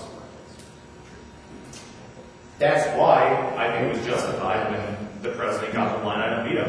It makes sense that a president would be able to look at a giant appropriations bill, such as the nature of legislation in our country, to get giant bills, giant boondoggles full of all different kinds of items, and have a president with the power to say, well, yeah, I'm going to approve of this, but I'm not going to approve of this. I'm not going to approve of this. When the line item veto was shot down by the Supreme Court, on constitutional grounds, and quite frankly on constitutional grounds, which in a lot of ways I can understand, the whole idea of a president showing the discretion that Congress would not in spending went totally out the window. But it should not, because if we readjust our appropriations process, then we'll be able to take care of corporate spending, and it won't be required that the president does it for the Congress. If we start to allow subcommittees to work individually on earmarks, apart from general appropriations bills, and certainly apart from emergency spending bills, if we allow, or I shouldn't say allow, that's the wrong word, if we force all earmarks out into the open so that they can't be offered in the dark at the last second, then you're going to start to take care of corporate spending. And I know that scares a lot of congressmen, and this was a Republican problem for a lot longer in terms of how I've been observing politics and the time period I've been observing politics than Democrats. The Republicans got away from their promise of cutting spending. They really did. They completely abandoned their conservative base. I noticed this again and again and again. When I first lost faith in George Bush, I think he's a good case of that, when I knew he had betrayed the conservative base that elected him, it was when he passed that Medicare Part 2 prescription drug plan. That giant, enormous boondoggle of $8 billion, which we're never, ever going to be able to fully pay back or make up for. But that's beside the point. I'll get there later. Corporate spending can be taken care of, but corporate spending, make no mistake, is only a small portion of the problem as a whole. While it's a major issue, you can take care of every pork barrel project in this country, and you're not even really making a dent in the amount of spending that we had, the federal debt that we're accumulating. Because what's really killing us, in addition to interest paid on the debt, which is obviously a fix if you can get the deficit under control, what's really killing us is our entitlement spending. Our entitlement spending is totally out of control. George Bush, this is what's so crazy about it. George Bush acknowledged it during his campaign. And then he got right into office and increased the money we started spending on entitlements.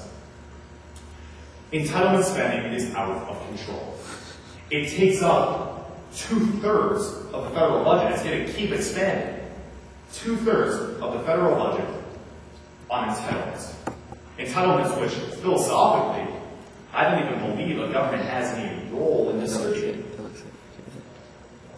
Now, I talked a little bit about Social Security before, and maybe now would be a good time to go through and do it again and cover it with a little bit more clarity and a little distinction. But before we move on to healthcare, which is creating a huge problem in the country and will, in terms of spending, if some of the Democrats' ideas in terms of how to deal with healthcare, because we're doing the Republicans continue to show no backbone and don't oppose it, or if we don't get Social Security under control, these are all huge problems. I guess is the basic conclusion. And when we continue to spend and spend more than we're ever going to have, and refuse to recognize that we don't have the money to keep afloat a government that spends money like this, we're going to continue to accumulate debt, and we know who's going to buy out that debt. It's going to be China. China's going to buy out the debt in 20 years down the line, when China is a huge economic superpower, and they're challenging us for the first time, and we're being challenged by another superpower for the first time. They're going to be holding all of our debt. You can't write something like that. I can't think of something more dangerous for this country than to be farming out all of our debt to the Chinese, who will be a competitor in just a few years. The second they decide to call on that debt, the second that they decide to convert that debt to euros, this country is in serious trouble. And the worst part about it, the worst part about the entire issue of spending is that it's only a matter of will. It's only a matter of will. We have out-of-control entitlements because of pandering. We have pork barrel because of bribery. We can rein all of this in. This is not outside of our control, but we have, number one, Democrats who want to spend like crazy, which is bad, and Republicans who pretend that they don't want to, but then they want to spend like crazy, which is even worse. And we need to get that under control. Hopefully the Republicans learned their lesson, in part when they lost the election, in realizing that they need to stick to the principles which got them in the first place, and a big part of that is reining in spending. So, how do you deal with some of our giant expenditures? And one of these is Social Security.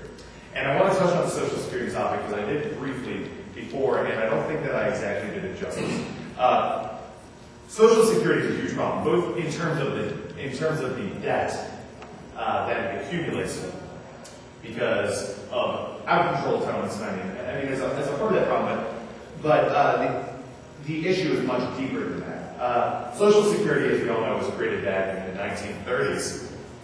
How are we doing, guys? It was created back in the 1930s when FDR decided that we needed some sort of safety net for our elders. Remember that when Social Security was first created, it was never intended to serve the amount of people which we now expect it to. In the 1930s, Social Security the retirement age was set in the 60s. Who lived till the 60s in 1930? What percent of the population actually made it to the point where they were collecting its benefits? Nowadays, it's seen as the primary source of retirement. Social Security was never meant to be that primary source of retirement. First of all, Social Security was never meant to even apply to anywhere close to a majority of the population, but at that, Social Security was absolutely never meant to be the sole source of income after retirement. That was never meant to be the idea. But before I dive into how to fix it, well, the problem I had to fix it, I want to say very blatantly that I have a problem with Social Security in theory, and as a concept. What kind of free government forces its citizens into a retirement program? What kind of free government tells a citizen that it believes it knows how to manage retirement or a retirement better than the individual citizen, and thus will dictate how it will be done? What kind of government is that? What kind of limitation is that on the individual rights of the people? A great one in my mind.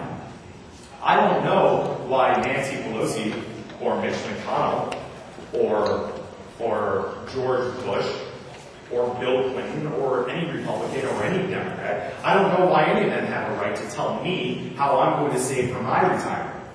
I don't know why any of them have a right to tell me what I'm going to do with my money. They can take money for taxes and serve the national good. That's one thing. But it's quite another to start dictating to citizens how they are going to be planning for their own retirement. That's wrong. That is just plain wrong. When Social Security was challenged on just those grounds in the 1930s, the early 1930s, it was upheld by a Supreme Court which had been somewhat shaken by FDR in his court packing scheme. They were always a little bit more. Not saying that they would have overturned it otherwise, but it was upheld by a Supreme Court that was just a little bit threatened by FDR in his court packing scheme. Janice Rogers Brown, I know I brought this up earlier. Janice Rogers Brown, because she's one of my favorite appellate judges in the country, and when she was up for nomination, one of her big controversial statements, and we know these judicial nominees always have these statements that come back to haunt them. One of her statements that made headlines that the interest groups rallied around was, the upholding of the Social Security program in the 1930s was our socialist revolution. Our socialist revolution. And she's right.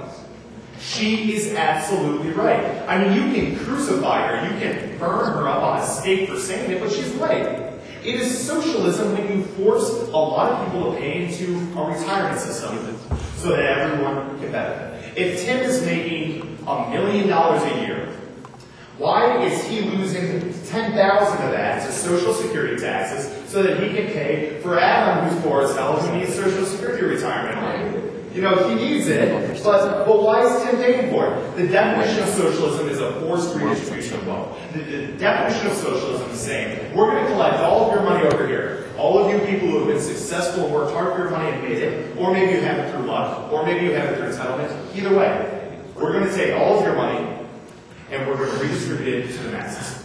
That is the definition of socialism. That is the definition of socialism. What you have in Social Security, no mistake that the word social exists in both Social Security and socialism. What you have is a government-sanctioned form of socialism. Government-sanctioned. And it's wrong. But now we have it. And again, I'm just an old hat who doesn't really know what he's talking about, right? So I'm the kid giving a 25-hour speech and needs something to talk about, so he's going to rail against the cornerstone of the American safety net, which is Social Security. And it's been around for 7 years. It's not going anywhere. We know that. Okay, Social Security is here to stay. But the problem with Social Security is not only is it wrong, immoral, unconstitutional in concept, very soon it's going to be insolvent. See, Social Security was fine back in the early years when you had hundreds of workers at a time, I'm sure thousands of workers paying for one retiree. But it's not like that anymore. People are living longer.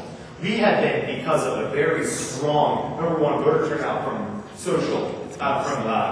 senior citizens, but also very strong senior citizen lobbying groups. We have not been adjusting the age of retirement for Social Security benefits, as you might expect with an increasing age of the population and life expectancy. We've just kept the age right where it is. And as a result, we have fewer and fewer and fewer workers paying for every retiree. Excuse me. So, before I get into reforms and human problems, I want to get into exactly how the system works. Theoretically, how Social Security works through this forced system of socialism is that the workers of America will have money taken out of their paycheck. And when money is taken out of their paycheck, it's going to go into something called the Social Security Trust Fund. And the Social Security Trust Fund is supposed to be this giant piggy bank. And everyone's going to pool their money there and distribute it out to seniors. The problem with this is, first of all, that the Social Security Trust Fund, whatever Social Security Trust Fund is really just a 3-drawer file cabinet. I mean, it's this tall. You can look at it. You can pick it up. You can hold it. This thing that's supposed to be the trust fund for millions of retirees, all it is a 3-drawer cabinet. And it's called the Social Security Trust Fund. And what it really is something far worse than what you might expect. Because when Congress takes this money in through tax revenue, this Social Security money, they don't just leave it in the trust fund and then hold it and then give it out to retirees. They don't. When this money comes in, it's much more than what's required for now. For now, we have 16 workers paid into the system for every retiree who will be drawing out of the system. The problem is, what happens when less and less workers are paying into the system? Well, for now, before I even get to that, let's talk about what Congress does presently. Right now, we have about 16 workers for every retiree. When all of that money, which is more than what we need for retirement, and all that money, it's running a surplus mode. Social Security right now, the trust fund is running a surplus. Congress says, okay, there's some free money. We all know what Congress does when there's free money, right? And what does Congress do when they have more money? They spend it. loves to spend money. Mike Huckabee had a really funny quote in the last debate. He said, "Our Congress spends money like John Edwards in a beauty shop." John Edwards' $400 haircut.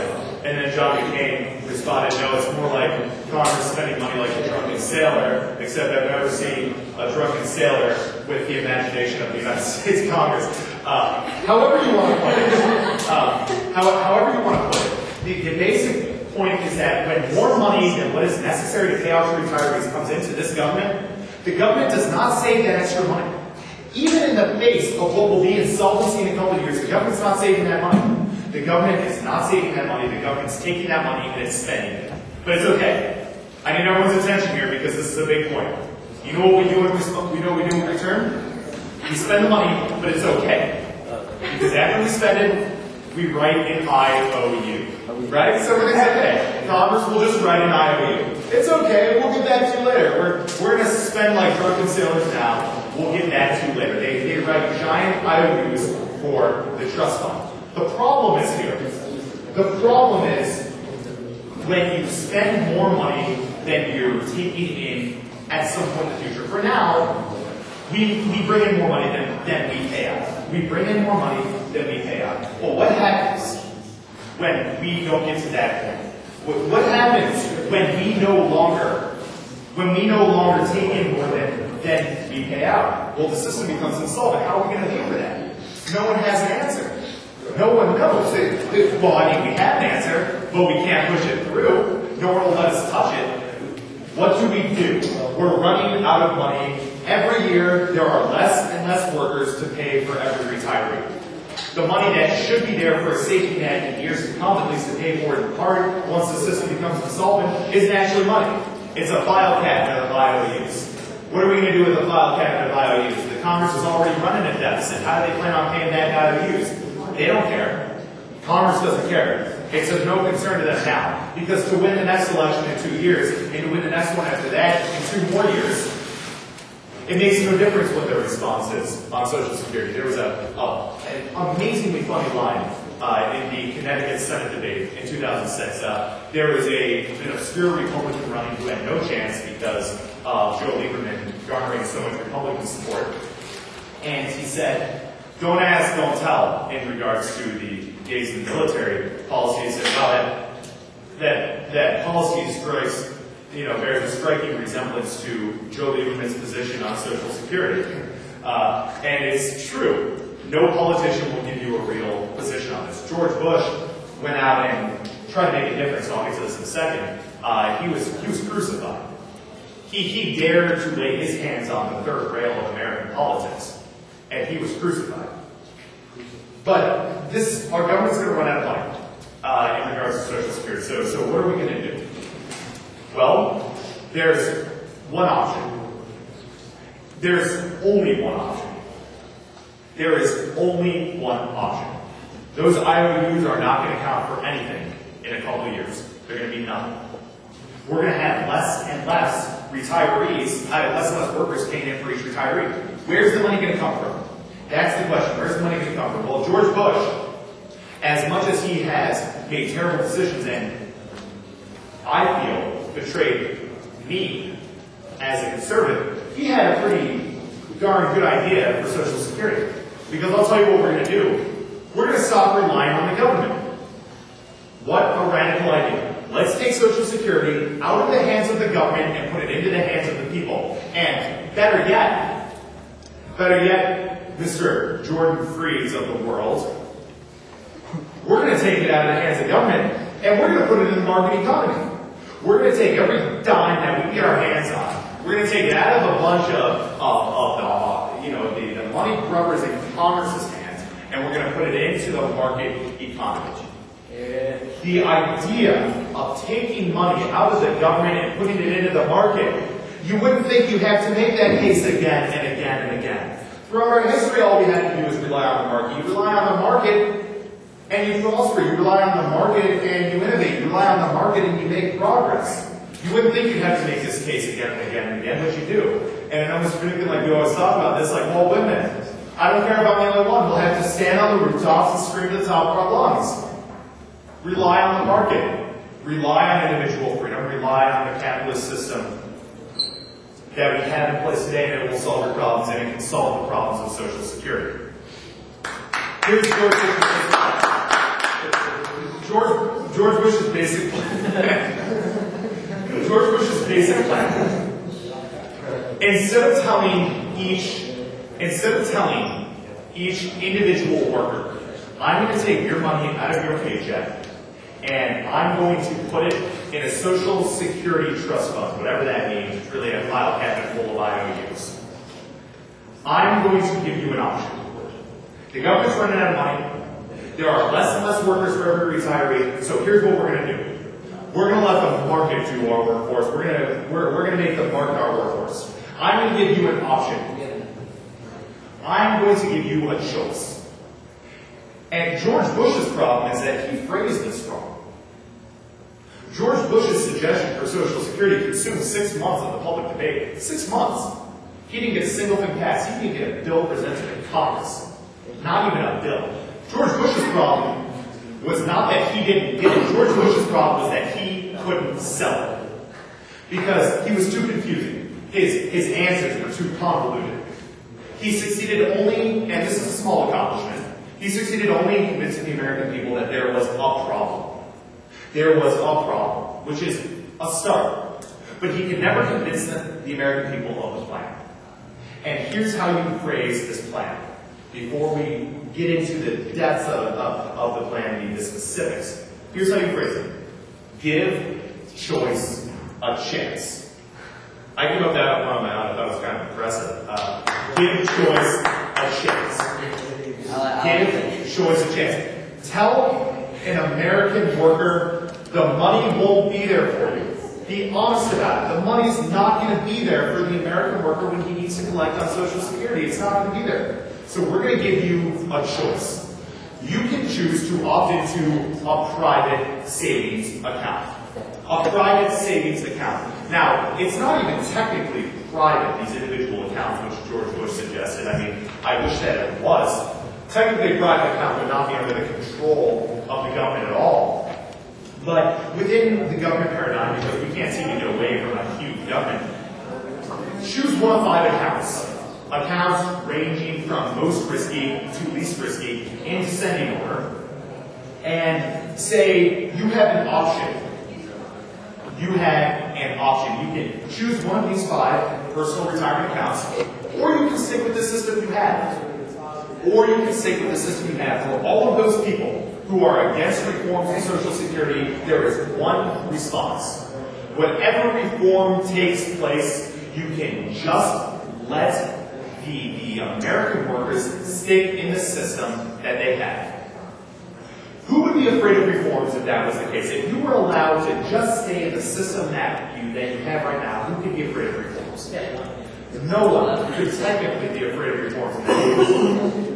So you set up these private retirement accounts, which again, you either enter into yourself or you stay at it. You have the choice. You really do have the choice. The thing is, I'll try not to spend too much time on this, only another hour or so, but the thing is, you have a choice. You can choose one of 5 personal retirement accounts from, ranging from riskiest to least risky. And instead of paying money into a system where you know Congress is going to swipe it up and write an IOU, where you know that you're not really going to be able to collect on the hard-earned dollars that you're earning today, you can put money into a private retirement account. And guess what? We're going to take that retirement money out of the hands of Congress and we're going to put it into the market. Because the market has always risen. There are ups and there are downs. It's true. But in the long term, the market has always produced. The market has always made people money when they remain disciplined and when they have remained steadfast through their original investments. I feel personally cheapened, to tell you the truth. I feel cheated, I should say. I feel betrayed by my government. The fact that they won't let me have this option for personal retirement accounts, considering how well the market's doing now. I mean, Who knows how well people would be doing if they could have jumped in with some of these retirement accounts before the Dow Jones hit 13,000. And there will be more jumps in the economy. There will be more rising of the stock market. God knows how well everyone can be doing, how irrelevant those IOUs would seem if we can only tap into that power, the power of the private market and its rising value constantly. Think about what we can do for our retirees. I don't really know what else would seem more logical. There are 5 million reasons.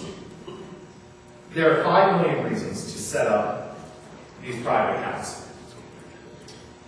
And I could go through each, but it would take too long. It really would need for 25 hours.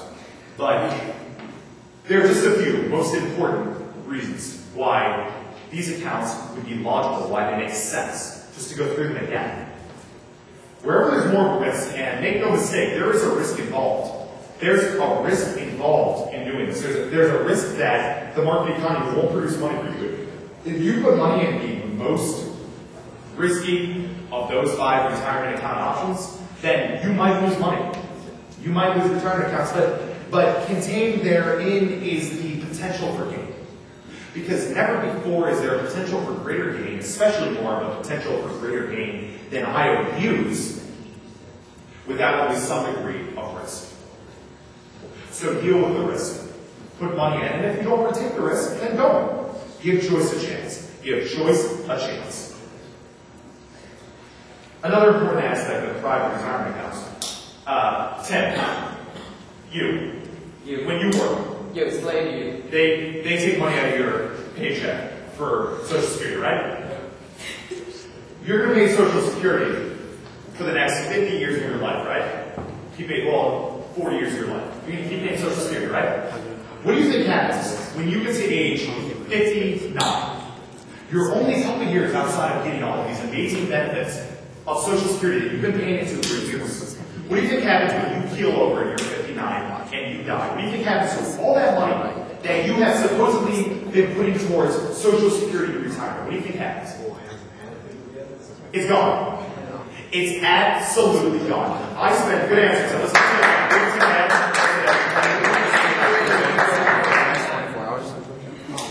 You lose every single cent of it. You can work for the rest of your life. And they will take Social Security out more and more and more. They'll continue to strip it from your paycheck. And the second you die, you lose everything. I don't care if you've collected $1 million in Social Security or if you've collected $1. You lose it all.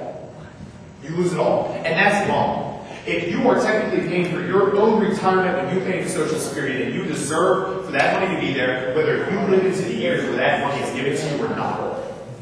Either way. So, we create personal retirement accounts, and all of a sudden, you own it. You take something that was owned by the government, and now you own it. You take a nest egg, and now you own it. You own it. We were talking a little while ago about ownership, the crisis of American ownership in the United States. Well, here you go. Here's the start. Here is a start to rejuvenating American ownership. Here's the start. Here's the start. Once we start these personal retirement accounts, you can pass it down. It's a nest egg that you can grow. Tim, when you keel over to 59, that money which you could accumulate since you were 20, that money you can give to your kids. You can give to your wife.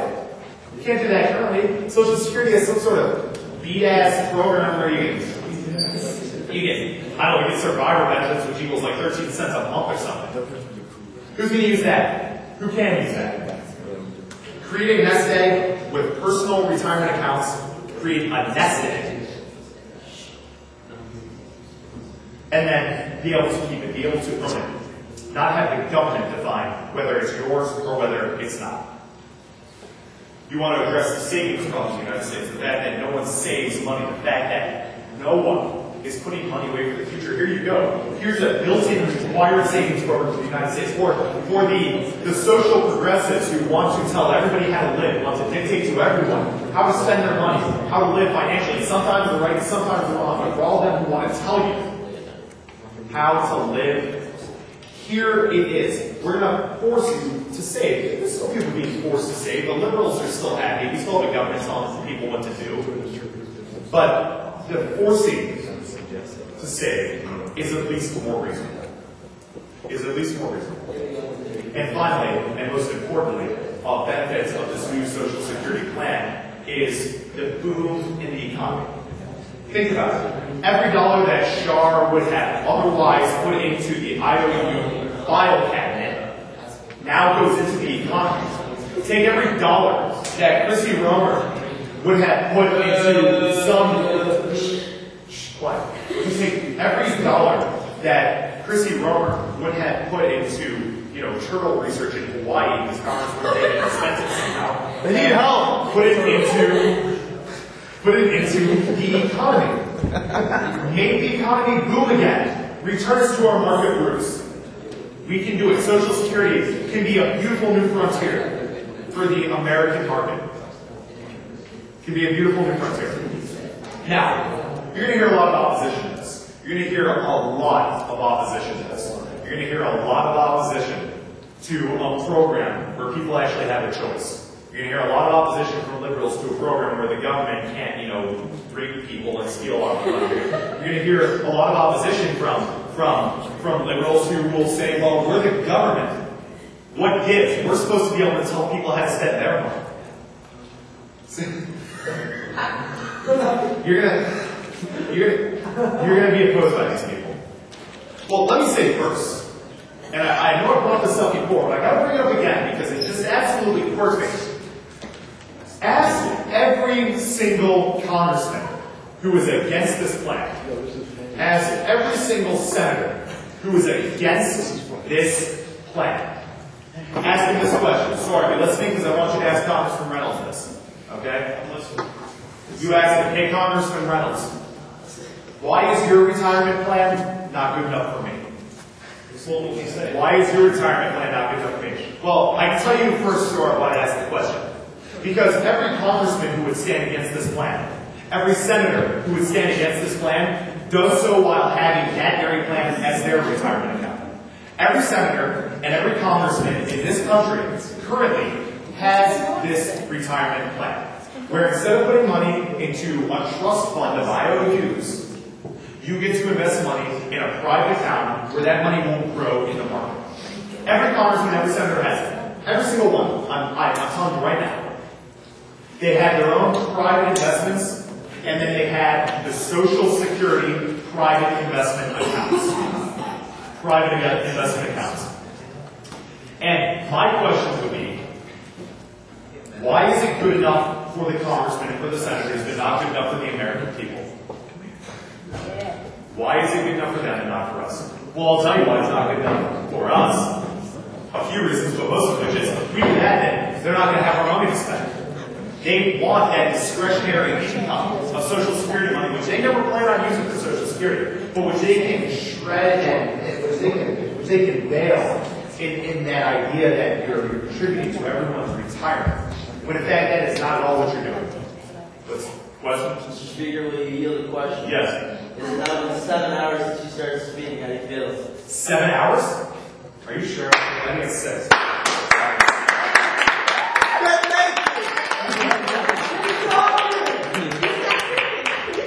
See, I'm just getting warmed up and my voice hasn't even been touched yet. Oh!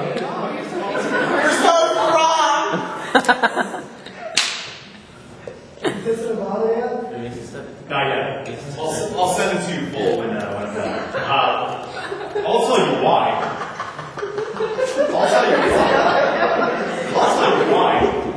Because they want to spend your money. They don't want this. Dump it in the garbage. They don't want you to save as much as they want to spend. Sure, maybe they want you to save it. Not nearly as much as they want to spend. They want to spend and spend and spend. Now let's run through, if we might, for just a few minutes. Fix the Georgetown thing. Let's run through. Michael, fix the Georgetown. Exactly why congressmen have been, exactly why congressmen have been opposed to this idea of individual retirement accounts. Well, I've talked already about how their plan is not good enough for us. I talked already about how they just want to spend and spend and spend and spend. But let's talk about another more ideological reason, because I'm telling you it's there. It lives in a liberal's heart. Democrats deny that Americans are smart enough to invest their own money on their own.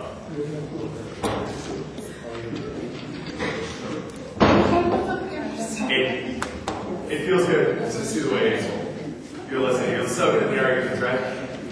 Liberals don't want Americans to make their own choice. They think it's too dangerous.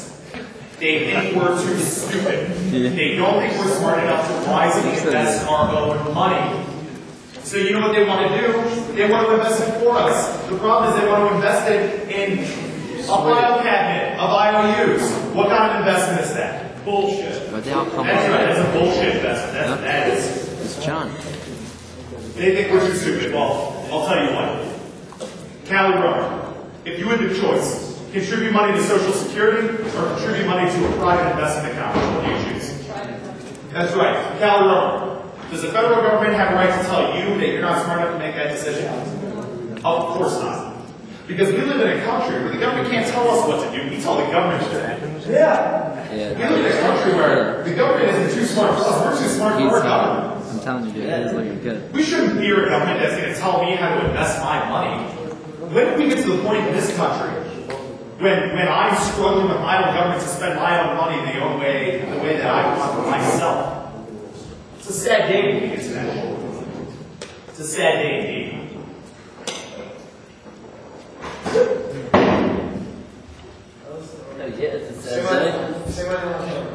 Mike Newberg. One last point to be made in regards to Social Security. One last point. What about the babies like Zach has? There is a little bit of this that concerns a little bit. Put the phone away. A little bit of everybody. You know what it comes down to? If you're a young person making money, if you're a young person working, you want this change. You want this reform. Let's sell this to young people who will not have Social Security there for them when they retire. Let's sell this to them. Let's sell this idea to them. But then more so, if you are a grandmother, I refuse to believe that you are too selfish to look out for your children. Because the retirement benefits that old people are enjoying today will not be there for the children of tomorrow. Will not be there. And let us not ever forget the incredibly strong grandma or grandpa sense in every grandmother or grandfather. If you frame this issue not as I'm big bad Republican capitalist pig trying to take your retirement money, if you frame this as I'm going to give your kids a chance, because right now they don't have a chance. Right now our kids don't have a chance for retirement through Social Security. They don't. It's just math. It's the numbers. No one can deny it. But make them believe. Convince them. Let them know that you can save for retirement for their children so that their children can enjoy that same safety net that they enjoy. I guarantee you, you'll bring the older people on board. That's how you bring the young people and the older people on board. The only thing you left over are the liberals. And hell, they don't constitute the majority of the country anyway, so what's the difference? I spent a lot of time on Social Security and didn't exactly mean to. I see that our time, we're at about 7 hours here, going strong. Only 18 hours to go.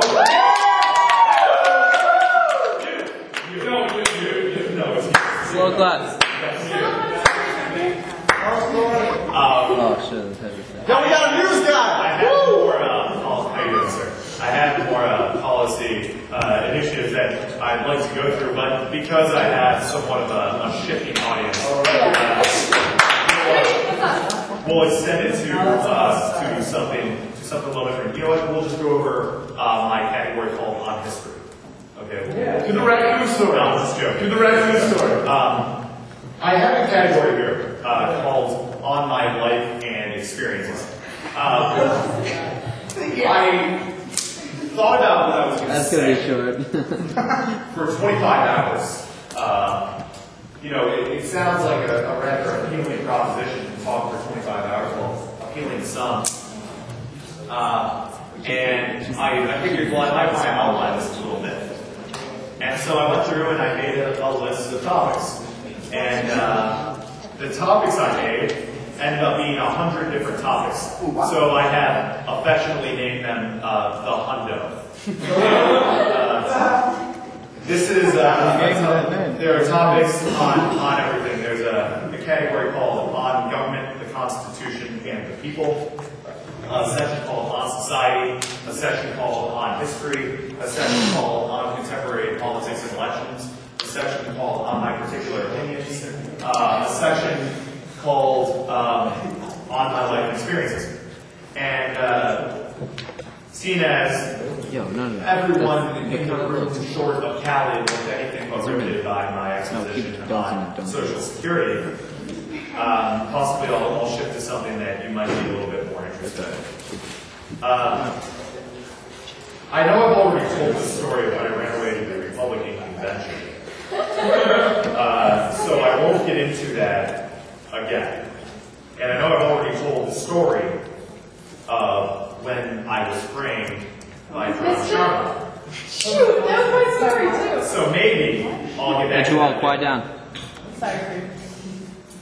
But there are definitely a few. I don't know if they're all appropriate, but what's a few inappropriate words on the 25-hour tape in between brown bread? Let's just we'll wait till the media leaves. Well, there are a few particular stories that I think might be at least relatively interesting or provide a nice little break, only because for the past 4 or 5 hours I've been talking about nothing but national policy for, well, God, I don't even know how long. I have a list of stories here that I could cover. Art gave me a few weird suggestions. I don't want to get into any of those. To talk about. But I can tell you about a little bit about some of the rather weird nights. I'd rather than just tell these stories, well, frame them in a way such that I can explain or make clear exactly how I learned from those stories. Because they weren't just stories in themselves, but they were lessons. I learned something. So what better to teach me something than that one time we were setting off fireworks at North Friends, right? Well, I think it's important to remember that we weren't really thinking straight. Right? I mean, even if we were thinking straight, we weren't making good decisions. And we saw how good decisions have much more of an impact than they seem to have right from the start. I mean, we could have never known that the police would be called, though they probably were. We could have never known that property would be destroyed, though it most definitely was. We were out with some of those fireworks that we had bought in Pennsylvania. And, you know, the more you try to spice up the policy debate with a little bit of the personal experience. You're recording it, correct? Yeah. 25 hours. So you're admitting to breaking the law. What's that? You're admitting to breaking the law. Well, we didn't know it was against the law at the time. It's a learning experience. So we were sitting on some fireworks, and you know, you should always use fireworks as directed, and you should always use them when they're legal, of course. And there was a problem. Unless you go to the police. That's, you know, that's actually a very good point. Particularly intuitive and observant. Well, we set off far too many fireworks in one canister, and it exploded the case. The canister exploded through locations of plastic. A much bigger result than we could have expected for what we had done. I know this isn't exactly the riveting social, narrative which you might have all been expecting, but it's important if you think about it. It was never meant to explode open the canister, but it did. It was never meant to be law-breaking, but it was. In a lot of ways, though we were rambunctious 14-year-olds, we had the best of intentions. And in a lot of ways, that correlates with the government in our Constitution. Because our Constitution is not shred, and I've talked about this before and I'll say it again, it's not shred by people with good intentions, with bad intentions. Our Constitution is not shred by evil tyrants, by despots, by dictators. That's not who ruins our Constitution. The people that will ruin our Constitution are people who do so with the best of intentions. The people that will slowly start to turn up the temperature on that pot of water which is slowly roasting that frog are, you weren't here for that part of the story, are those who do so with noble, noble, noble ideas in store. What's the big deal? Let's just start a retirement account for people who need it. How could that be bad? It seems like the best of ideas. The best of ideas. Yet, look what it's become. A serious restriction on our freedom. What's the big deal? Let's just tax the rich a little bit more so we can pay for a little bit more for the poor. It seems like such a just and reasonable thing to do, but before you know it, you are placing unconstitutional in my mind, but immoral burdens on those who have worked hardest.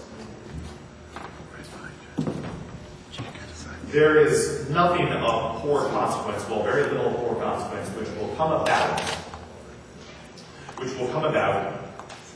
from people who have evil or wicked intentions. It will be entirely from those who have the best of intentions. And that's very much like those who have the best intentions with the fireworks. We're just looking for a little bit of a show. On the internet. Probably the website. Sorry if that wasn't exactly as exciting as they were. Let me move now to another topic of discussion. Active Social Security. And that is healthcare. Well, I can mix in with healthcare a few personal experiences. I can tell you that healthcare is a very difficult topic because inherent in every American, and I strongly believe, actually I don't even believe, I know, that the most compassionate people in the history of the world have been the American people. So it strikes us to our very core when we struggle with something like healthcare. Because it's in our nature to say we're going to help every person who needs it. We're gonna bear any cost. We're gonna take any effort. We're gonna cut any corner. We're gonna restrict any freedom, because we're not gonna let a sick child go without care, and we're not gonna let a poor elderly person go without the help that we fully believe that he or she deserves. And I support that in sentiment. But we need to let cooler heads prevail, and we need to make sure that we don't take that inherent compassion and humanity that we have and allow it to be spun into terrible and disastrous public policy. Again, if we have a disastrous healthcare problem, it will not be caused by those who don't want healthcare for everyone. It will be caused by those who do want healthcare for everyone. It won't be caused by people who think that more coverage for more people more of the time is a bad thing. It'll be ruined by those people who think that more coverage for more people more of the time is a good thing, an honorable thing, an end which we should strive to meet at all times. So we need to make sure that we don't allow our passion, our humanity, to conflict with making sound public policy decisions. You know, healthcare was always kind of a personal, abstract. It never really meant as much as it seemed like it would other people. I remember watching Ted Kennedy in the 1980 Democratic Convention. Well, I didn't watch it live, obviously, but I remember watching reporting on it. And he spoke so passionately about healthcare, the fight for universal healthcare. I think his words were, the effort continues, the dream endures, and hope lives forever. And he was talking about healthcare, and maybe it's because I've always been blessed with good health, and maybe it's because my family had, up until a certain point, always been blessed with good health, and it had never really had an impact on me. Thanks for coming, guys. It had never really had an impact on me. The idea of healthcare and the idea of covering every person that we can. But then last year, just as I was getting out of school, it was actually a Friday, which was the last day of school for me. Just as I was getting out of school, my mother called and said my father was in the hospital. And my father had a blood clot, a massive blood clot in his leg. And it had spread to his heart.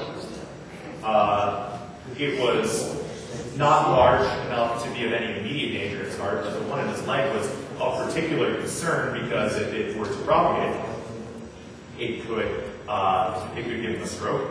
It could lead to all sorts of vast problems. Quite frankly, and I don't mean to meddle in sad stories here, but quite frankly, for a couple of days, we didn't know if my father was going to make it. And I can tell you the truth, even when we didn't know if my father was going to make it, even during that most difficult of times, I kept saying, thank God that we can come to this beautiful, well-equipped festival. Thank God that we had this service for him. Because I don't know what I would do if he was forced out on the street because he didn't have the money to pay for it. I know he. And that really made obvious for me the need for healthcare reform in this country. Luckily, my father made it out. My father ended up being fine. He's okay now, and he's on medication, which makes sure that he, at least in regards to blood clotting, remains okay. But I think that the impact of those couple days haven't left me. It's been particularly difficult, if you will, on my position on healthcare. Because I do tend to take a position on healthcare which is all too easily demonized. And I have to deal with that a lot.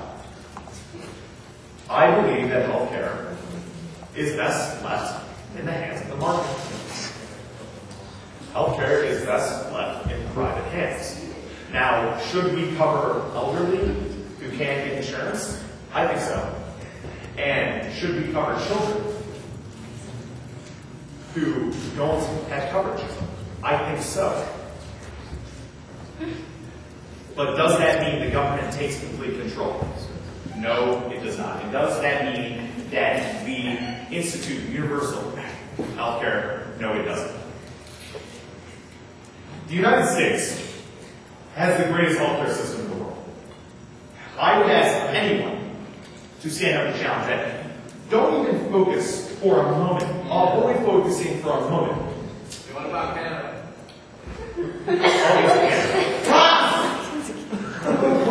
I would challenge anyone to match up with our doctors, to match up with American pharmaceutical companies and the amount that they produce and the amount of consumers that they reach.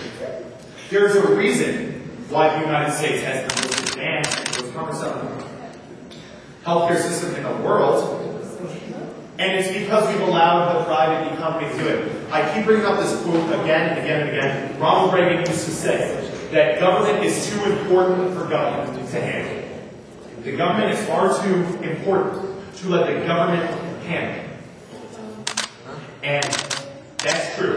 And it's true of healthcare as well. Healthcare is too important to let the government handle. If you put it in the hands of private entrepreneurs, of doctors who work based on their own industry rather than a paycheck from the government, there is no doubt that you will continue to expand on what is today the greatest healthcare system in the world.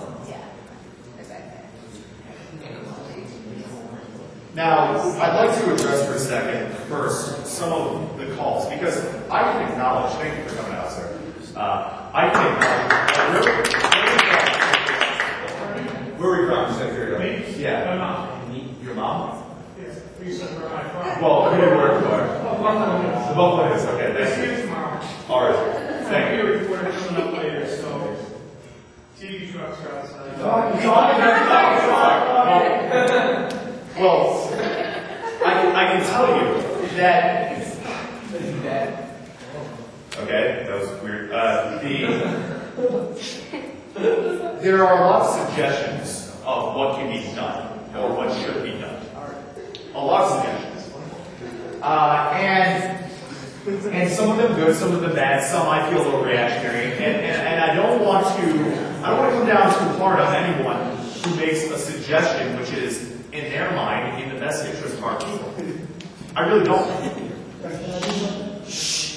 making a suggestion that you tell us the story. Okay, well, we'll see. Let me just finish the section first. I absolutely believe in a government which will provide some sort of funds for children to have health care insurance. Children should have health insurance. There's no debate about that. We have an obligation to children who can't fend for themselves. Is it big enough? Yeah. Thanks for coming out. I love you. Godspeed, John. Thank you. There's absolutely an obligation in this country to help our children. I don't care how strict of an interpretation you take of the Constitution. I really don't even care how strict you adhere to social Darwinism and the ideas attached there too. You can't help but wanting to help children. And there's a way to do that. You can't help but wanting to help elderly. There's a way to do that. But here's a way not to do it, or at least not a justified, intelligent, responsible way to do it. And that's universal health care. Let me start first in my criticism of the universal health care system by pointing to countries which have implemented it and diluting any ideas that their system of health care is better than ours. In Canada, they have universal health care. In France, they had universal health care. Not a big fan of French. I'll try to remain objective. In Sweden, they had universal health care. Sweden, which is today's modern world nanny society. Big brother society. Welfare state. Well, what's happened in those countries in regards to health care? Should we replace the update? What's happened in those countries in regards to health care? Because I can tell you a few things that have definitely happened. Mike, where's the update from? Chair. I'm the chair of it. I'll tell you a few things that have happened. Longer lines. People taking advantage of the system. Doctors of lower quality. Doctors of much lower quality. Keep talking. And there's a few reasons for that. Because I could have told you 10 years ago that that would happen. And there are a lot of conservative commentators just like me who could have told you 10 years ago that was going to happen. And you know why that happened? Because you took competition out of the system. Where competition is in the system, it improves services. Where competition is in the system, it lowers costs. When competition is in the system, it increases coverage. Plain and simple. Plain and simple. That doesn't mean that you don't put in a few restrictions so that it's not pure, uninhibited competition. That doesn't mean you don't help those who might be left out of a competitive atmosphere. But it does mean that you rely on competition, you rely on personal, individual initiative. If the government will be providing a check for doctors, no matter what, because the government controls healthcare and the government universally insures all of our citizens, then where is the motivation to be the best doctor you can be? If the government is going to guarantee a pharmaceutical company that they're going to pay for every drug that pharmaceutical company produces, then where is the motivation to become the best pharmaceutical company that you can be? It's not there. It is not there. You've seen it constantly throughout history because proposing government control healthcare is not the first proposal in terms of government control anything. The government is trying to control tons of other things. I mean, I think the best example is probably look at the Postal Service. Who's going to take, I mean, raise your hand if you're going to take the American Postal Service over FedEx. Is there anyone here who's not seeing today? Hello? Alright, then you're an idiot. You know, because the services are better with FedEx. The services are better with UPS. The reason for that is that it's a private industry. Private industry does a lot better than government ever could, or ever will. And we're going to keep expanding on that. And this constant idea of the market economy driving industry to a better place than government ever could. And let's not forget when you start to universalize healthcare, the opportunity for abuse. Now, I would give every citizen the benefit of the doubt, but when do we draw the line about what our government's going to pay for? If we're going to take money out of your paycheck, and your paycheck, and your paycheck, and every paycheck, and Mrs. Newberg, your paycheck as well, we're taking money out of there. Do you have somewhat of a right to say what you would consider to be a healthcare problem? So what if I refuse to go on a diet and get fat? I refuse to go out and walk every couple of days. And all of a sudden, thanks guys, thanks for coming. And all of a sudden, I'm enormous, and I want to use your bill, Mrs. Newberg. I want to use your tax dollars to pay for one of those operations for the stomach that makes you a lot better. Does that qualify? Because I can tell you what I say if you're using my tax dollars. I say before you use, see, well, thanks for coming out. I say before you use my tax dollars to pay for that operation and take money away from me and my family to pay for that operation, you better show that that's a real health concern. You can't do anything else other than get that operation. Okay, well, what about when someone gets plastic surgery? Is that covered? It's a medical expense. There, I'm sure, are enough tricky lawyers out there, and God knows I've met a few who can justify that on medical grounds, who justify basically anything on medical grounds. So where do you draw the line? Where do you draw the line? And isn't that wrong in this society? You know, it's unbelievable how much more attention you guys pay to the gentleman. Have you noticed this? You're actually listening to what I'm saying. It's absolutely unbelievable. And isn't that wrong in this society to say those who have more money get better coverage? Sounds inhumane. It sounds cold. Jordan Freed has a better car than I do. Jordan Freed has a better car than I do. He has an amazing Escalade. That's society. That is capitalist society. There are those who have and those who have less, and those who have not. And in a compassionate society like ours, we help those who have not. But that doesn't mean you go and universalize the system. What other personal services would the government then be justified jumping into? If it's no longer important to keep in individual hands certain services like healthcare, something as important as healthcare, what is to keep the government from jumping in on other things? Loren wants dance lessons. Well, by God, who are we to stand by while Joel has dance lessons and Loren does not? Let's universalize dance lessons. Now, I understand that this is an extreme. I understand that informed liberal or supporter of universal health care would probably roll his eyes at me, but I'm being serious about this stuff. This country centers around the individual, not the group. This country centers around the citizen, not the government. And that's an important concept. That is an important concept that we need to remember. Okay.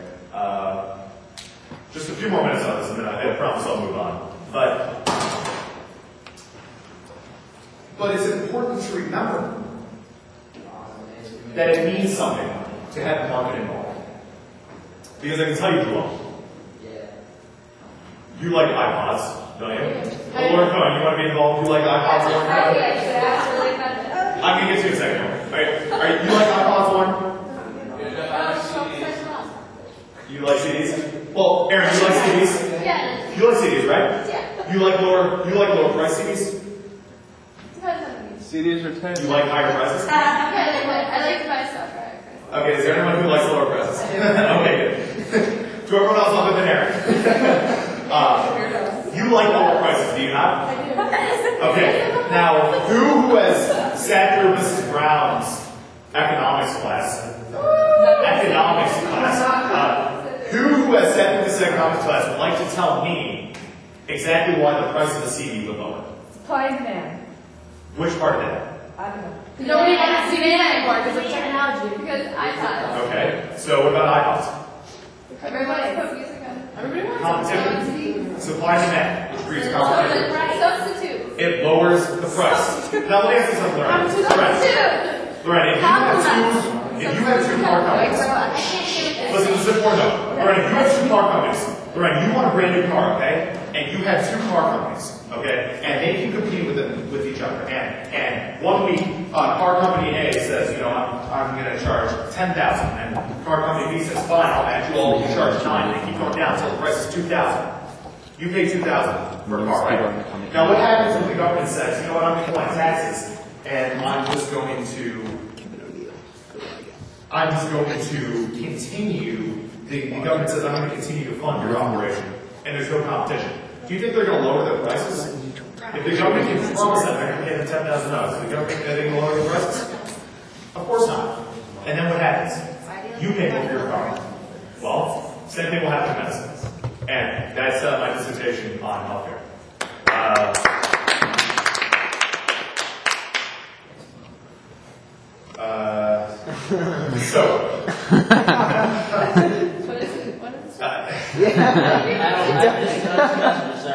know, you're just a messenger. Well, okay. I would like to. Don't shoot him, don't shoot him. For a little while. Mrs. Newberg, did you ever teach? You did teach. I thought you had. And I was glad you walked in because if you're going to be here for a few more minutes, I was going to dive into a topic. You can dive into a topic that I think might be interesting. Because I happen to believe, well, a lot of times, but at this point in the speech, I happen to believe that the greatest civil rights issue of our day is education. You know, you'll hear a lot of people. I don't even know. You'll hear a lot of people talk about civil rights issues like voting, which is a problem. We got to make sure that there's fraud in voting. People talk about, you know, whether you're allowed to, you know, say the word "ho" on the radio.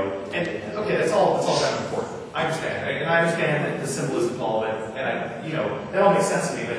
But what's a real red meat civil rights issue? Education. And what's happening in our urban centers today is a travesty. Is an absolute travesty. We are betraying our young people in the inner cities. We are not giving them the education that they deserve. We're not. There's a problem. And to continue to ignore that problem, well, it's just negligent. It's criminally negligent. How dare a government claim sovereignty over its people while letting so many go unnoticed and unaddressed? You don't hear many conservatives talking about this, and that pains me. Because more conservatives should be talking about this. More and more and more conservatives should be talking about this because conservatives have the corner on this argument. They have the right ideas. Well, at least the conservative ideas that I've heard.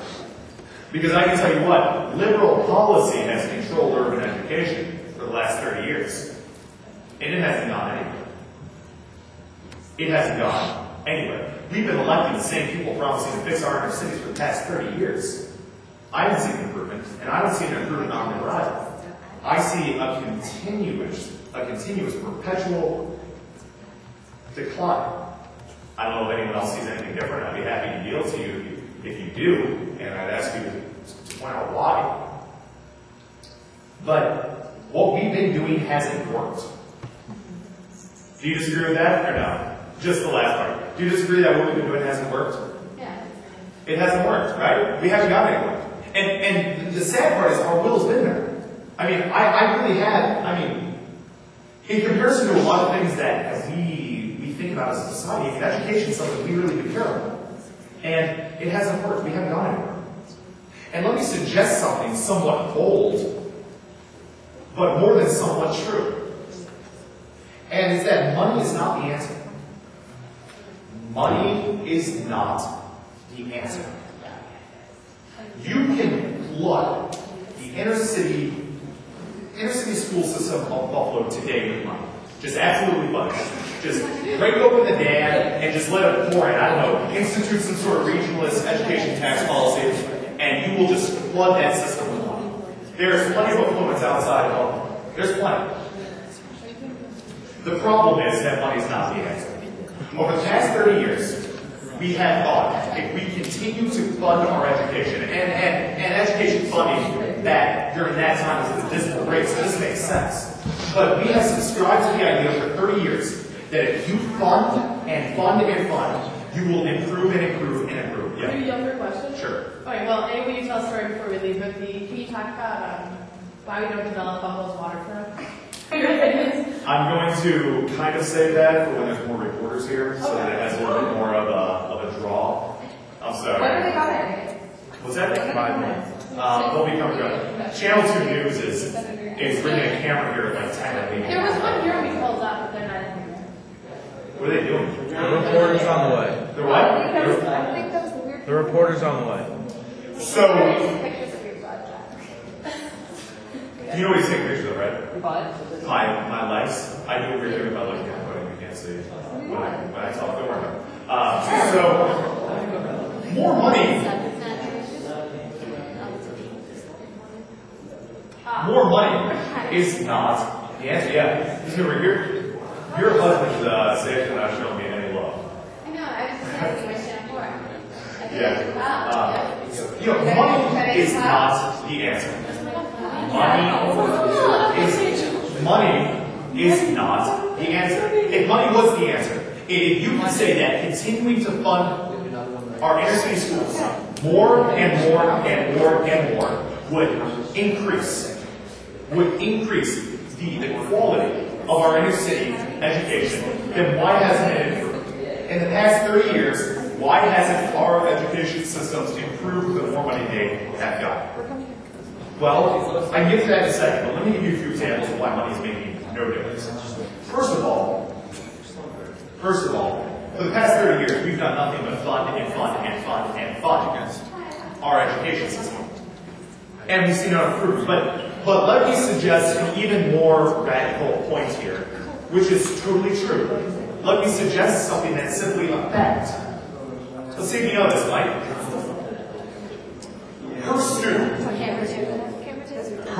student, do we spend more money per student on education in Buffalo or where we live in Ann Buffalo. Per student.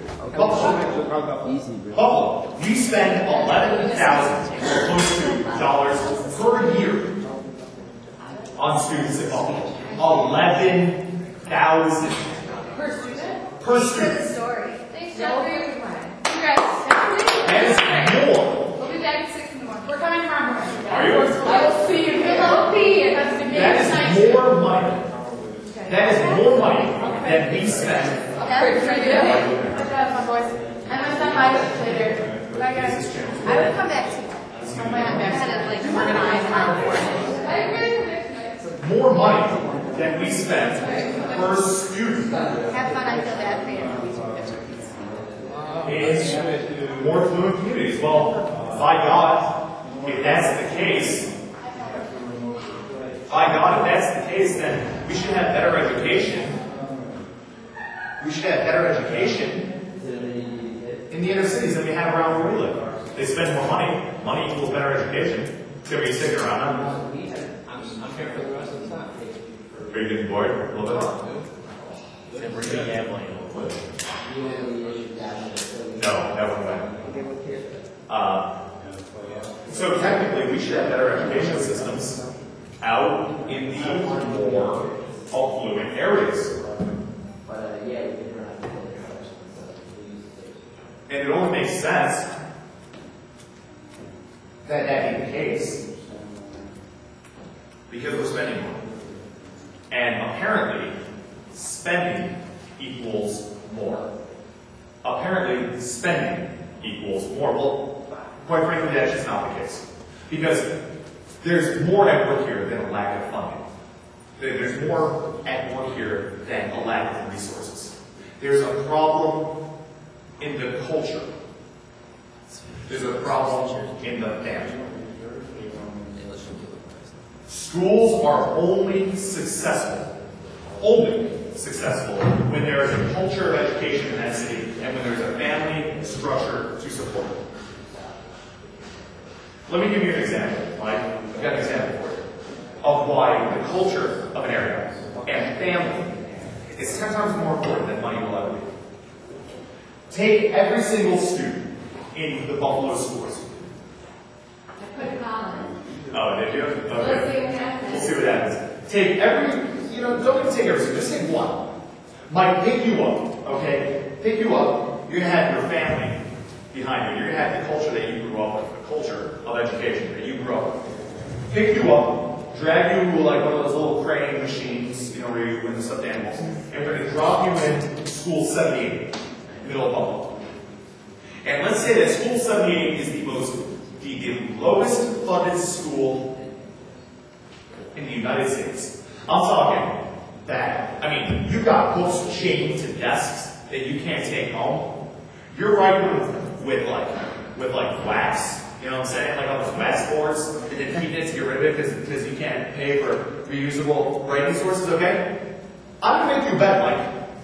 I'm going to make you a bet that despite the fact there isn't a ton of money going into your school and the inner city Buffalo, you're going to succeed.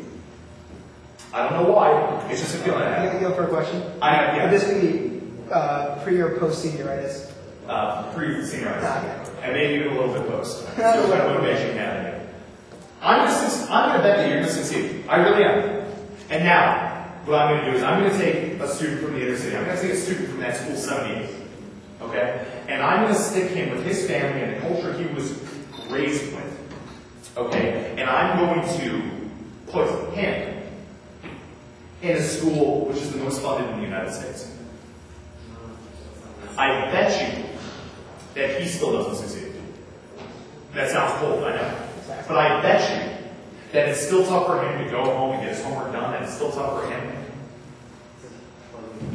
to have his parents encourage him to read, especially when his parents probably or maybe aren't even around. The truth is that money does not equal scholastic success. Not by any means. What equals scholastic success is a family structure and a culture of education. I mean, I'll get into more of this later, but the best example of this are Jewish people. I only have Jewish, I don't make any claims to the community or anything. But, I mean, has anyone noticed how wildly successful Jewish students are as a whole in school? I swear to God, God is my witness, I've never seen a poor Jewish student in my life. I've never seen it. And if one or two are out around, then they're in the smallest of minorities. And I don't know if that's a direct link to affluence in the Jewish community in this area. I'll tell you what I really think it's a link to. Every Jewish family encourages learning, or close to it. Every Jewish family encourages personal responsibility, or close to it. Every Jewish family has a sense of family, a sense of interdependence on each other. And these are all things that make a huge difference in education. And that's what we need to bring back to the inner cities if we're ever going to address the problem of education or anything else of this sort. The problem of crime, the problem of drugs, anything like that. We need a culture of education in the inner city. And we need to create an environment. Not a building, an environment atmosphere, not a platinum, gold-plated classroom of learning. An atmosphere of learning. Creating that atmosphere is a little bit different than giving everyone $2,000 computers. And admittedly, creating that atmosphere is not as easy as we would like to think it is to fix education by just throwing money at it. Just throwing money at education is not going to fix it. So let me suggest something that's kind of radical. I keep saying radical only because whenever I suggest these ideas, it's I'm always need to be some sort of villain. I don't think I'm a villain. I hope I'm not a villain. But I know one thing. We need to recognize that the kind of change required to fix our inner city schools is going to take decades. It's sad.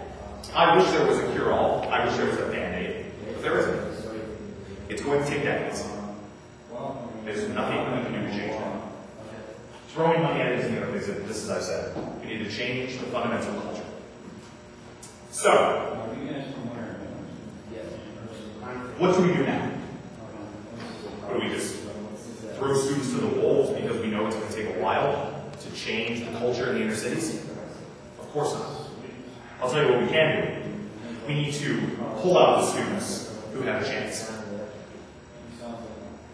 It sounds terrible, it sounds inhumane, but there are students that we have lost.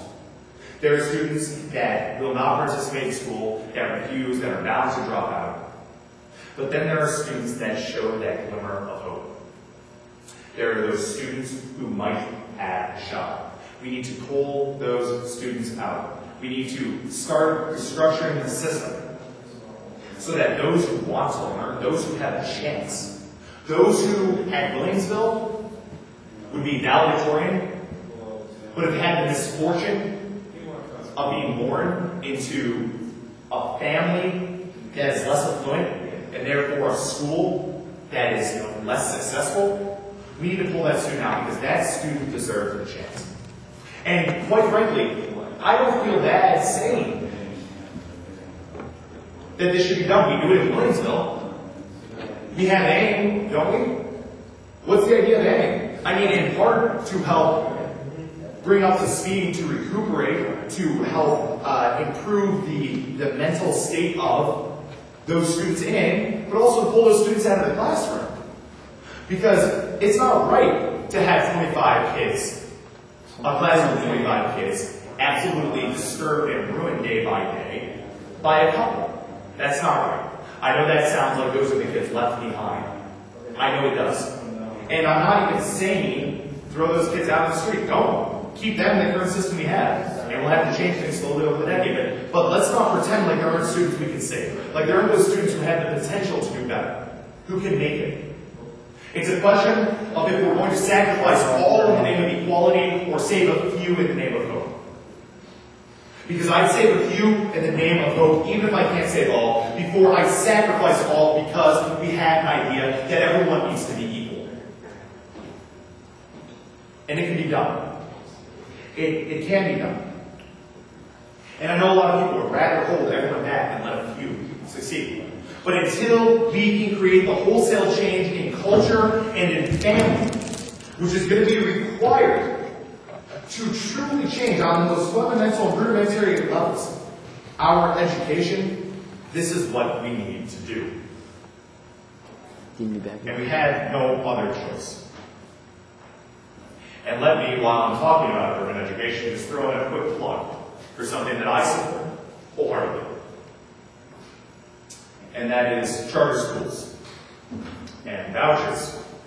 All those dirty words that I have suffered so greatly for in terms of debate and discussion in education policy.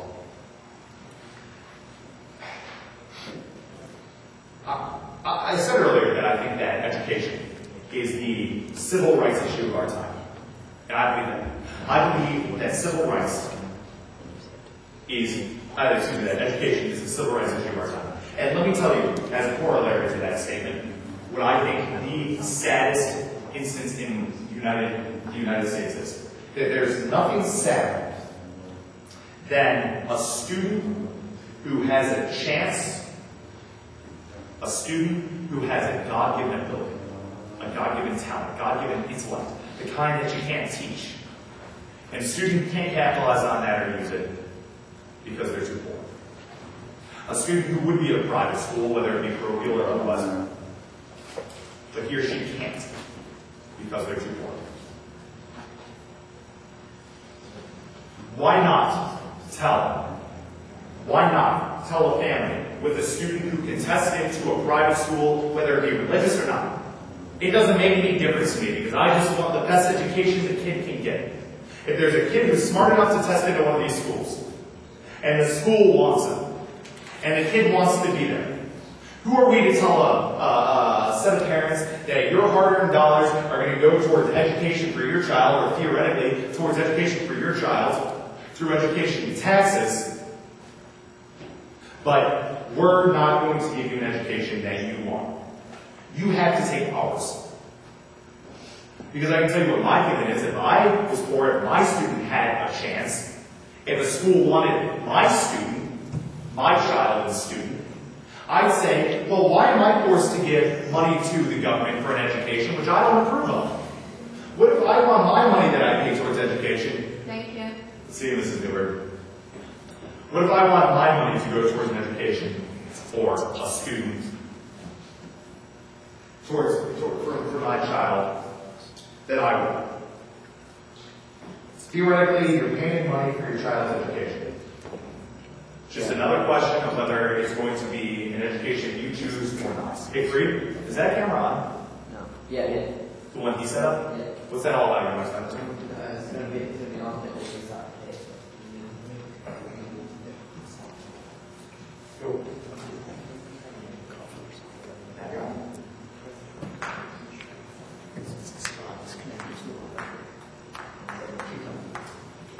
What channel?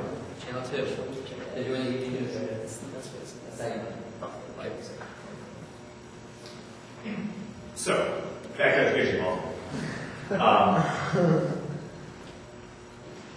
Greatest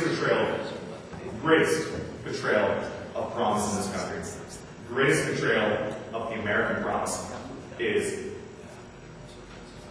when a young person can't get the education that he or she deserves. Hey, we're getting close to the 8 hour mark here, aren't we? Here we are. 7 minutes. Cannot get the education that he or she deserves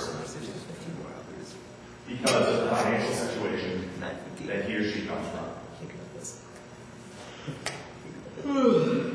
Saddest thing of all. And you know, one last point on vouchers. I think it's funny if you were to actually, for the next question, are you replacing the tape of that? Yeah. And his? Yes. Did they leave enough tapes? Yeah. How many did they leave? 20. But they're only half hour. They're only half hour pay station. So it's up for 10 more hours. Huh? 20. And then they're going to bring the camera crew. Yeah. What? They're In the going to be morning, live. they're driving. They're bringing camera crew in the morning and they're broadcasting live right now. Right now there? Yeah. That one broadcasting live? No, they don't. They're So what are they doing with this now? This is just footage, extra footage.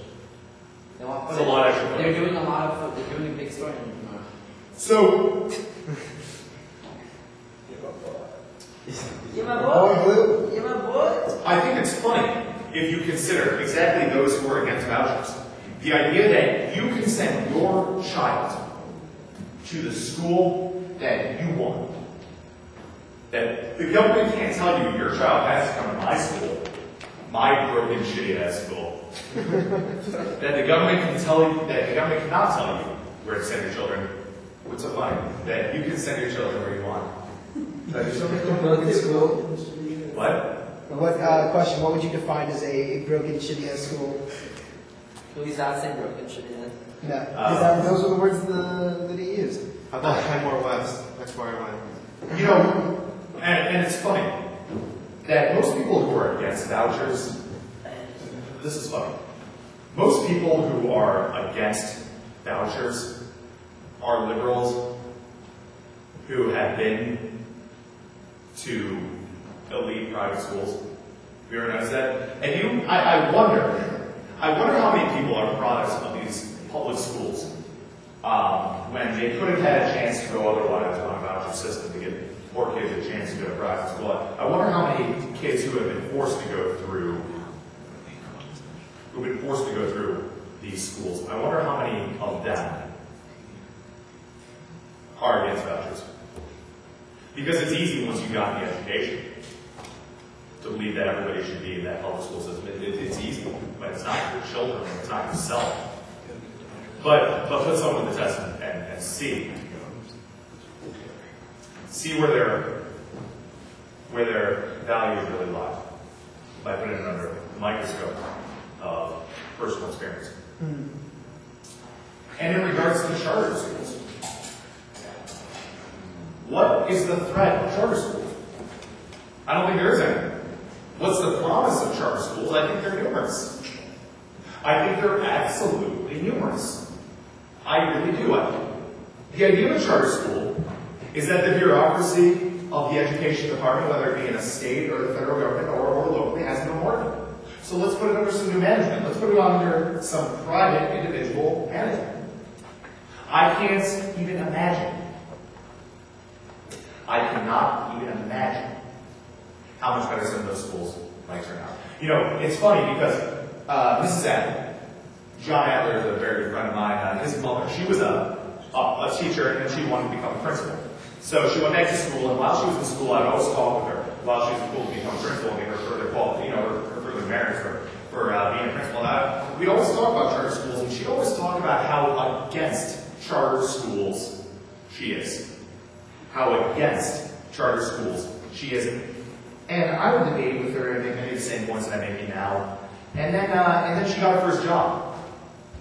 And it's ironic because her first job was at the charter school. First job was at the charter school. The Buffalo Academy for Arts and Sciences of some sort. I can't remember the name of it exactly. I don't even know. I think she might have told me it's in threat of stopping operation for one reason or another. But after she spent 3 years in that charter school, and after she saw the difference that private management of some of these schools, as opposed to the older public management, the old public bureaucracy, which we've been stuck with for 50 years, when she saw the difference that a new, fresh form of leadership can make, well, her outlook was a little different. And today, if you ask Mrs. Adler, after having spent 3 years in a charter school, if you ask Mrs. Adler if she supports charter schools, well, her answer is going to be yes, she does. Her answer is going to be that she believes that charter schools are better run, and that schools that are better run, more cleanly managed, more efficiently governed, are schools that will serve students the best. Tim, I think they're ready for your close-up. Oh yeah? Yeah, so do you want to switch thoughts here? I think it's good. Oh, God. Oh, really? Yeah. That has been serious. Oh, so that's my views on urban. Wait, so have a quick question? Yeah, you know, 8 hours have passed, how you feeling? good, feel great. 8 hours.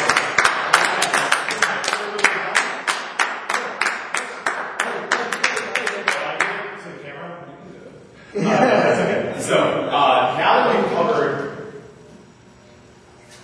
that we've covered some urban education policy and what I think is the greatest civil rights issue of our day, which is education in the inner city for predominantly African American students, I want to talk for a few minutes, if I could, about national education policy. National education policy. I mean, let me say first that let me say first, I'd be the first one, and I know me and Crown talked about this before, I'd be the first one to cut the education deal. I mean, I don't think the federal government has any law of education. I don't think there's any constitutional justification for a national department of education. There is no role for the federal government in education. And it's wrong for them to intrude in something which has classically been a states' rights issue. Meanwhile, the federal government, more than just sticking its head into states' rights issues, the national government has started holding local governments hostage. Literally started holding local governments hostage. And you know what I'm talking about. To say, I'm going to start funding you and helping you out. I'm going to start giving you some categorical education grants. But you're going to institute policy my way. You're going to teach my way. That's dangerous. That's a problem. It is wrong in this country. It's wrong in this country when we have a federal government which is dictating to the states the policies within areas that are traditionally reserved for the states and for local government. If the federal government is going to be providing some sort of money for education, it should be with an actual good intention. That you really just want to help out education. Not that you want to use that as a weapon against them. Not as you want to use that to bribe them, to make them dependent on that funding, and then step in even a little further and say, well, hey, guess what? Now, if you're going to take my money, now that you become dependent on it, you're going to start instituting my policies. That's wrong. And there's absolutely no role for the federal government. The federal government does this all the time. That's wrong. It's negligent. It's criminal. The federal government does this all the time. I don't care if you're talking about highways, education, anything that the federal government gets its hands into, it can't just fund. It needs to dictate. It needs to dictate. And that is absolutely wrong. That's wrong. Now, the National No Child Left Behind Act. Biggest piece of education policy in decades. Agreed upon by George Bush and Ted Kennedy. So one couldn't claim either when being in favor of or against it that it's some sort of strictly partisan position. The No Child Left Behind Act is totally wrong, and it is totally unconstitutional. It's not. Since when has our federal government had the right to dictate standards for an entire nation of schools? Since when has the federal government ever had the right to step in and set education policy at all? I'll tell you since when. I'll tell you. Since the federal government went in, started funding with categorical grants, and then started driving schools.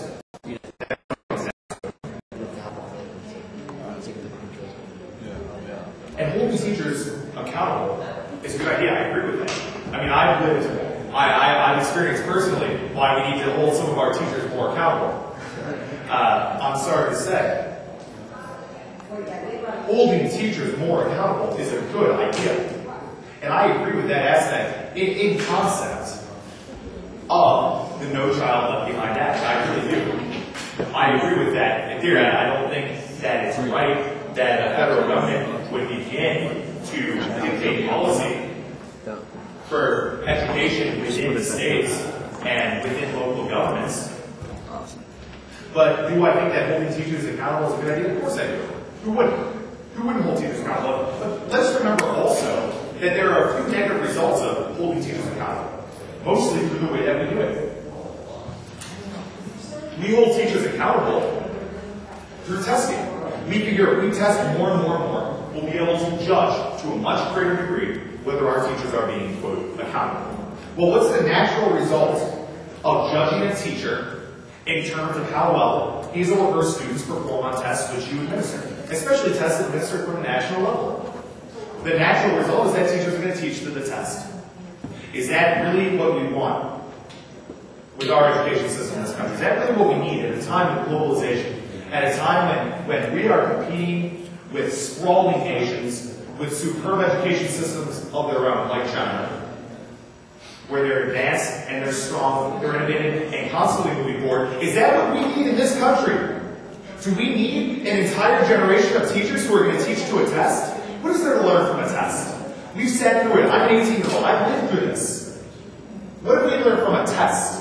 I can tell you what we've learned when we're not worrying about the tests. I can tell you what we've learned when the tests are not a concern to us. But what do we learn from that test? And don't get me wrong, testing is good too. It has its purpose. You need a benchmark. But as soon as you start to dictate that the one indication of a teacher's accountability, of a teacher's proficiency, of a teacher's effectiveness is this test, you're only going to have teachers that teach to the test. And that cannot be good for our That cannot be good for our education. Question? What's up? Do you have a proposition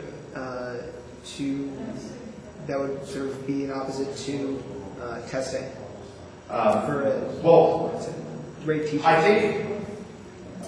think in a lot of ways, what we need is there are a couple problems with work in education. Okay, there are a couple problems. We do have inefficient teachers.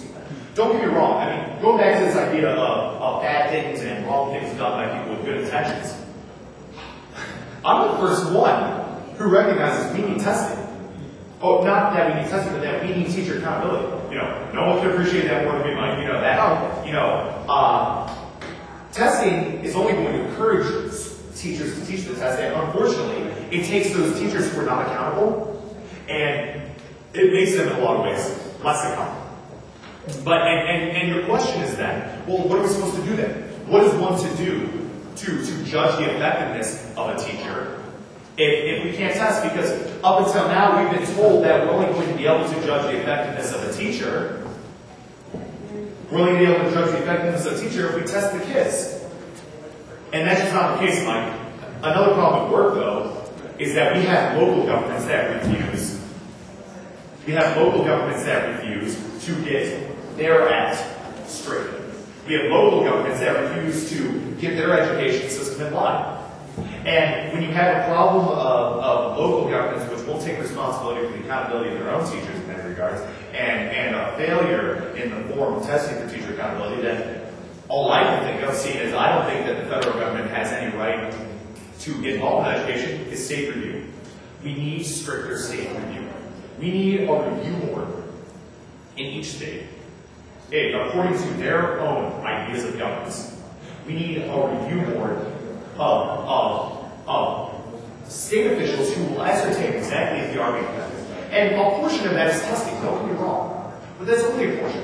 Because we all know that whether a teacher is really teaching kids, whether students are really learning, whether we are really accountable to our students is a lot deeper than what these students are getting on schools. So because I don't feel we can rely, at least not nationwide, on our local governments, and because the federal government both should not be involved, and the federal government is wrong in its concept of testing teacher accountability through testing, testing teacher accountability through testing, no pun intended, the only real way to ultimately judge is through some sort of state review boards. That's really the only way to get there. Now,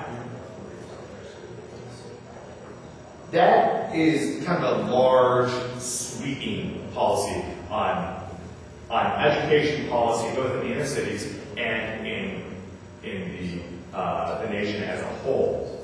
I know that there's an issue in this country with labor unions, and a big part of that is with teachers' labor unions. I mean, I've decried labor unions enough for you guys to know that I stand squarely against that. But I'll get to that in the labor union section. I'd just like to make clear that among my opinions on national education policy and urban education policy, that there are a few common bonds, a few common threads that tie those different topics together.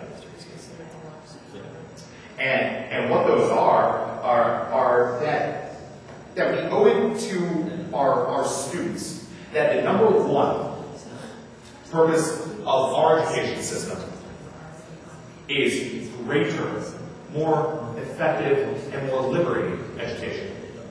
I have a problem when it seems like most teachers look at education or a school as their job, first and foremost, and as if they deserve to be there, as if the purpose of the education system is to provide jobs to teachers, which clearly is not.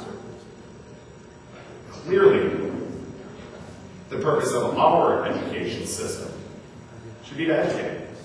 And it's sad nowadays that you have to say that. It's sad that it be required that you make clear that you think that the purpose of an education system is to educate.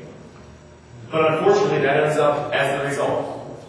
And again, it's not for people with bad intentions. I would certainly question the intentions of some of the people in our teacher labor unions. Believe me, I will. But for the most part, it's not people with ill intentions. It's really not. And it goes back again and again and again to that theme of the worst acts perpetrated, the worst policies passed are not going to be by people with bad intentions. It's going to be by people with good intentions who just don't know what they're doing. They just don't know what they're doing. So, I will touch, I'm sure, on education a little bit later as I continue to move through to later parts.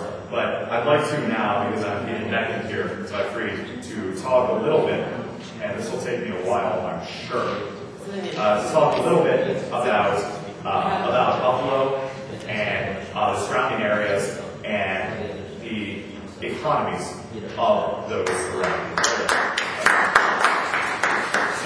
Not particularly necessary. I called this topic, and again, I have 100 topics here, and number 25. It rounds out the on government, the constitutions, and people topic. And I have a section here called On Buffalo, Western New York, and Their Economies.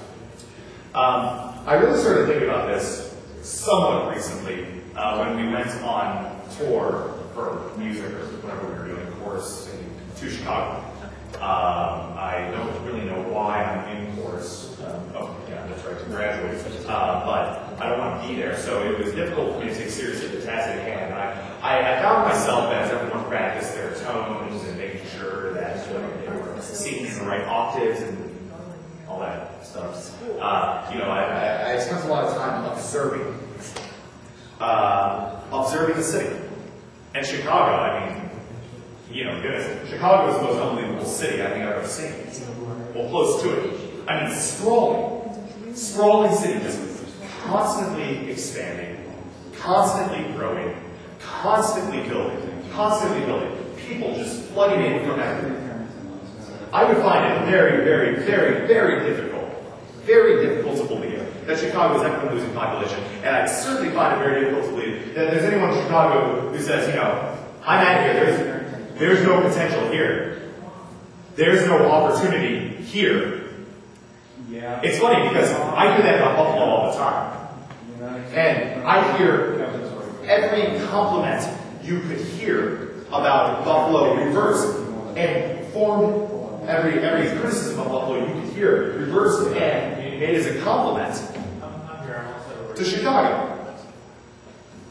And when I got back from this trip where we saw this amazing city, you go up to the top of the Hancock Observatory and you overlook this beautiful city, this absolutely gorgeous city. You've got the waterfront right there. You've got the lake and the waterfront. You've got a city lights at night that go on for miles, as far as the eye can see, even from the top of the Hancock Observatory. And it's unbelievable because when I got back, and I know you were there, Mike. When I got back, and I told Mr. Finucane, I said, Mr. Finucane, our English teacher, and I said, you got to hear about Chicago. I was so astonished by the success and prosperity of Chicago that I thought I was like the only person who would notice it. I mean, it was weird. And Mr. Finucane said, yeah, no, it's amazing. It's amazing, but a few mistakes, and that can be possible.